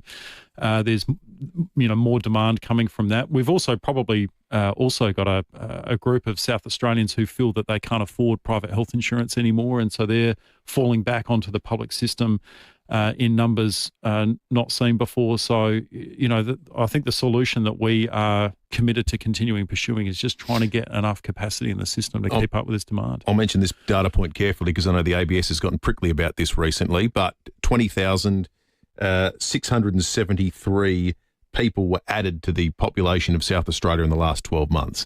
Is it possible we address things like demand in elective surgeries or hospital wait times, or indeed even public transport and infrastructure needs, if we continue to add people to this state to the tune of 20,000 plus each and every year? Yeah, well, there's just under 1.9 million South Australians, and our population growth rate's been hovering around 1.2, 1.1%. So we're adding something in the order of 18, 19, 20,000 people, which is not sort of outsized growth compared to where we've been in previous years. So population's no excuse for what we're experiencing then? Oh, I mean, look, as the population continues to grow, as you know, we see new parts of Adelaide continue to develop. That's why we're putting so many extra beds in the Lowell McEwen and building a newer, bigger women's and children's hospital and so on. But I don't think it's some surge in overseas migrants that are putting pressure on public hospitals, because for those particularly recently arrived migrants, not yet covered by Medicare, of course, they've got to pay for services in the public system, unlike those of us who've got coverage from Medicare. But paying doesn't stop them from using them, though. Oh, no, but they still wind up in a bed. But I guess the point I'm making is our rate of population growth, while a little bit stronger than what we've had over the last, say, 10 or 15 years historically, is not so much stronger that it's putting an outsized pressure on the public hospital system. And the amount of capacity we've added to the public hospital system, even in the last 3 years, is the equivalent, for example, to an additional QEH, like 300 extra beds. So our supply is outstripping historically what would be the demand from population growth. But what we're seeing within the population are more older South Australians with more complex and acute healthcare needs staying in hospital longer. We're also getting, of course, as we've talked about before, beds taken up for longer by people who should be discharged into aged care or disability-funded places. And that's, you know, putting newer additional pressures on the hospital system in recent years that we haven't seen, say, you know, 10, 15, 20 years ago. Why it's making it hard for us, even though we're putting so much extra supply into the system now, that demand is continuing to ramp up. Is there a number? Has anyone modelled then what the optimum level, if money was no object and building was no, you know, timeframes weren't an issue, if you could click your fingers, how many beds do we need right now to satiate supply? Yeah, well, or demand, should I say? Yeah, how long's a piece of string? And we talk about this a lot within government because there's a supply for the normal provision of healthcare services, and then there's the supply that's currently being squeezed because we've got these new pressures on the system that we shouldn't have to be dealing with, like those aged care patients, like 250 people languishing in hospital beds across our public hospital wards who should be in aged care. I mean, that's almost the equivalent of getting a brand new hospital completely empty that could then deal with the regular demand. So, when you ask how many beds is enough, well, the beds that we're adding and what we committed to at the last election, all things being equal, should be enough, except for these new outsized pressures that nobody in the healthcare system or in government previously was expecting. Does switching the responsibility or the tax burden of taking care of children with mild and moderate autism cases from the NDIS to being something that's jointly funded by the states count as one of those things that was an unforeseen cost pressure on the system? Yeah, well, that was an agreement reached by the Premier and the Prime Minister and the other premiers around the country that if we wanted the federal government to meet their commitments to better funding our healthcare system, then they wanted our help coming up with new ways to fund these emerging demands on the NDIS. And that's the agreement. Of course, all of the details haven't been nutted out and what those dollar amounts are between the feds and each of the states and territories. That's the work that's expected to be done by the end of the year. But unless we don't get those two things solved, better health funding and a new way of managing the NDIS and a new funding arrangement for the NDIS, we're going to see both of these systems continue to grow like a chemistry experiment, and taxpayers have to foot the bill in the meantime. So, yeah, we've absolutely got to resolve it as soon as possible. So about 6 to 8 months to go to the next election, March next year. 3 facts sit before us. You guys are spending more on health than ever before. Ramping is higher than ever before, and elective surgery wait times are higher than ever before. How do you manage those 3 facts politically? Yeah, I mean, I think most people understand that we are doing absolutely everything we possibly could be in our health system. We've stopped the forecast reductions in doctors and nurses and all that sort of stuff that the previous government was pursuing, and instead we've massively dialed them up. We've got a huge influx of beds, new bed capacity that I mentioned before. But now what we've got to sort out is some of those logistical and service delivery challenges to make sure that we can move patients more quickly through the system, getting the healthcare that they need. And when we've got so many beds being blocked because of failings in other systems like the aged care system or the NDIS system, it makes it difficult for us to make sure that all those 3 statistics are heading in the right direction. But it's a long walk from Labor will fix the ramping crisis to, look, if you think it's easy, you try smart guy, because that seems to be the messaging has changed spectacularly in 3.5 years, hasn't it? No. Look, we accept the responsibility. We're in government and we've got to make sure our health system is adequately funded and resourced and is running as efficiently as possible. I think we've, ticked the boxes of adequately funded and resourced. It's now making sure that what happens within the system is working efficiently and effectively so that when South Australians when they pick the phone up, the ambulance comes. I think we've made a massive amount of progress in that respect. And secondly, when they're in hospital, they're getting admitted through the ED, they're getting the healthcare that they need in the wards, and they're getting discharged properly. It's those 3 areas because of the inefficiencies being imposed on our healthcare system that we've got to continue working on. Treasurer Paul in Vale Park's got a question for you. Morning, Paul. Morning. I've heard a lot of excuses why the health system is not coping, but what about what your government has done over the last 15 years, closing all of the mental institutions, the Northfield and everything else? Surely that's contributed to all of the pressures being added to a hospital that was never built for growth. So you can continue to pump money into the system, but when you've closed down all these institutions and everything else, it all comes down to putting more and more pressure on those things. And unless something drastically is done to address that long term, then we're never going to get on top of this problem.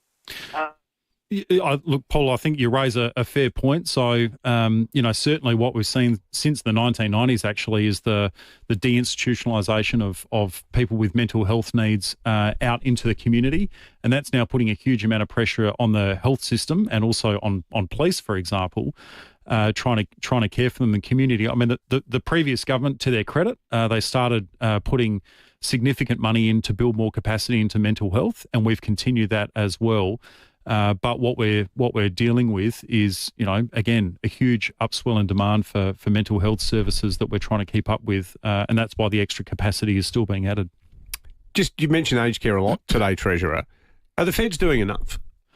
I think the feds are certainly active. I mean, they've tried to make sure through huge injections of federal funding that aged care services across the country are much better funded, and that the staff working in them are getting, much better remunerated, because it was getting harder and harder to attract people to go and work in aged care homes and facilities. But what we need to see is more and more facilities and more beds available. And what we're seeing is that the demands on aged care system for beds aren't keeping pace with what the community requires, and which is leading to all of that bed block in the system. So they are doing a lot, but we do recognise, and I think they do too, Mark Butler's the federal health minister, that there's still more work to go. Otherwise, they're not going to fix the aged care system, and it's going to be hard for us to fix the health system as well. Just on the financial relief for businesses suffering as a result of the algal bloom at the moment, has that money been expended? Is it in the pockets of those businesses now, or are they still waiting to be helped out, those that have applied? Yeah, I haven't got the latest figures in front of me, but as of last week, there have been several dozen businesses that had received the money that they'd applied for. There were about the same number that were still in the process of applying. So they'd made contact, and they, were told what they needed to provide to the government, including their bank account details to get that money. But we're still getting inquiries from people who are becoming aware that there's funding available. So we're still in the process, but we have made sure that people are getting pretty quick turnarounds when they apply for this money, because the experience first time around with the drought, obviously didn't go as well as we would have liked. Treasurer Stephen Mulligan, thanks for coming in. We always appreciate your regular chats with us. Thanks so much. All right, we're going to check traffic and we'll come back with more in just a moment. So up to 30% on a range of men's suits, sports coats and casual wear at Peter Shearer. Morning there in the city. Roads closed in and around Victoria Square due to the World Solar Challenge. Tranmere, Burstwater Main, Glenburn Road near Marion Road, and Waterloo Corner, Burstwater Main, Port Wakefield Road outbound just before the overpass. Getting busy South Road, Edwardstown, with the Canberra Baldock Road at Ingle Farm. Pre-order the new Google Pixel 10 Pro at Telstra and get $500 off on a payment plan. Offer ends September 22. Eligibility criteria apply. Adelaide's most accurate traffic on 5AA. Bathroom Renovators Warehouse. Looking for a stunning new bathroom? Want the high-end look without spending a fortune? BRW can design and renovate your bathroom from start to finish at a budget that suits you. Visit our showroom today and see our beautiful new bathrooms on display. BRW, beautiful bathrooms at warehouse prices. 16 Research Road, Paraka. We are BRW, Bathroom Renovators Warehouse. Wherever you are, and whatever you need, the caring collective of women at White Lady Funerals can help you create a meaningful and beautiful send-off. White Lady Funerals. Let our strength help you find yours. Look here, look at shorty got back. Should I ask her for a dance? Hold on, there's too many in the wolf pack. The all-electric Kia EV3, crowned the 2025 World Car of the Year. Awarded for its record 604 kilometres of all-electric range and fast-charging capabilities. The Kia EV3 is your 2025 World Car of the Year. Visit kia.com.au to find out more. Kia. Movement that inspires. Here at 5AA, we're all about supporting local. From the boardroom to the ballroom, from the hills to the beach, Your Say Group Catering will cater for any event. yoursaygroup.com.au. In homes, in aged care, in hospitals, in those deeply human moments, Calvary is here. Calvary cares for South Australians from birth to end of life. And with our range of integrated services, we can make it easy to care for you in hospital, your own home, or in your aged care residence. Across Adelaide and as far as Victor Harbour to the Flinders and the Riverland, we're here for you. Calvary, celebrating 125 years of connected care. It's game on at Hyundai with offers on new and demonstrator models. Visit your participating Hyundai dealer today. David Penberthy and Will Goodings, 5AA Breakfast. 8 minutes to 9. Let's have a look at the fuel situation. It's better to be a member with RAA Road Service. Right now, on our roads, you can get petrol at a pretty good price. The Mobil at Hampstead Gardens is the best at $1.55.5. The Shell at Welland, the OTR there on Port Road, $1.57.9. The United Melrose Park at South Road, $1.59.3. Otherwise, diesel, the United at Pennington on Torrens Road is the best we've been able to spot at $1.69.5. The Mobil at Shadow Park on Commercial Road, pretty good as well, at $1.72.5. What about that poor bloke in Salisbury who for 5 or so years has been doing a Halloween display, and he put so much effort and probably money into it. He's got like Freddy Krueger out the front next to his letterbox. And it looks amazing. Exorcist, sort of Linda Blair style, rising out of the garden beds, cobwebs. Some pedant out there has complained to the council about it, saying, I think that the complaint is based on safety or the fact that it might be frightening for passers-by. So now the council has launched this full-blown investigation into it. What a joyless world we've become. I mean, if you're scared of seeing a Freddy Krueger mannequin, just don't walk past his house. It does surprise me, and this I think should be discussed seriously in the context of a week-long productivity conversation in this country, about how much time is spent acting on complaints that represent the slimmest minority of people imaginable. Why does one complaint necessitate an entire group, an entire council to do an investigation? Well, it's a good point. And if you think about it in terms of the productivity of South Australia over the last few years, just take the SANFL headquarters and the Crows headquarters as an example. How much effort went into that, where councils were responding to, some councillors on councils, I should say, were responding to complaints, many of which came from outside the council boundaries. Yes. From people who had got no dog in the fight, who just clearly love complaining. Like if councils then could redistribute the resources towards things like, I don't know, planning and take them away from investigating single-person complaints. Halloween displays. Well, what does that do for productivity? It just some of the stuff feels like it shouldn't be that hard, and maybe starting with maybe the threshold should be 2 people. Maybe that'd be a good place to start. You know? I reckon 1,000. No, I'm with you. But I'm just saying, this is how ludicrous it is. Why does one trigger anything? Maybe someone's child's had recurring nightmares. I remember years ago at the show, can't wait for the show, August 31 kicks off on the Saturday, but I think Jim was about 9, and he said, Dad, I want to go on that House of Horrors thing. I'm like, yeah, okay, let's give it a go. Anyways, vast amounts of money later to get 2 tickets into the House of Horrors. We're in there. First thing, a guy dressed as Leatherface from the Texas Chainsaw Massacre comes flying around the corner in this total jump scare. Scared the hell out of me. Yeah, I bet. I was more scared than Jim. Bloody horrifying. Yeah, that's And then there was like a levitation on the bed as well. Oh, dear. Terrible. Hang on, James Blunt time. Yeah, sorry.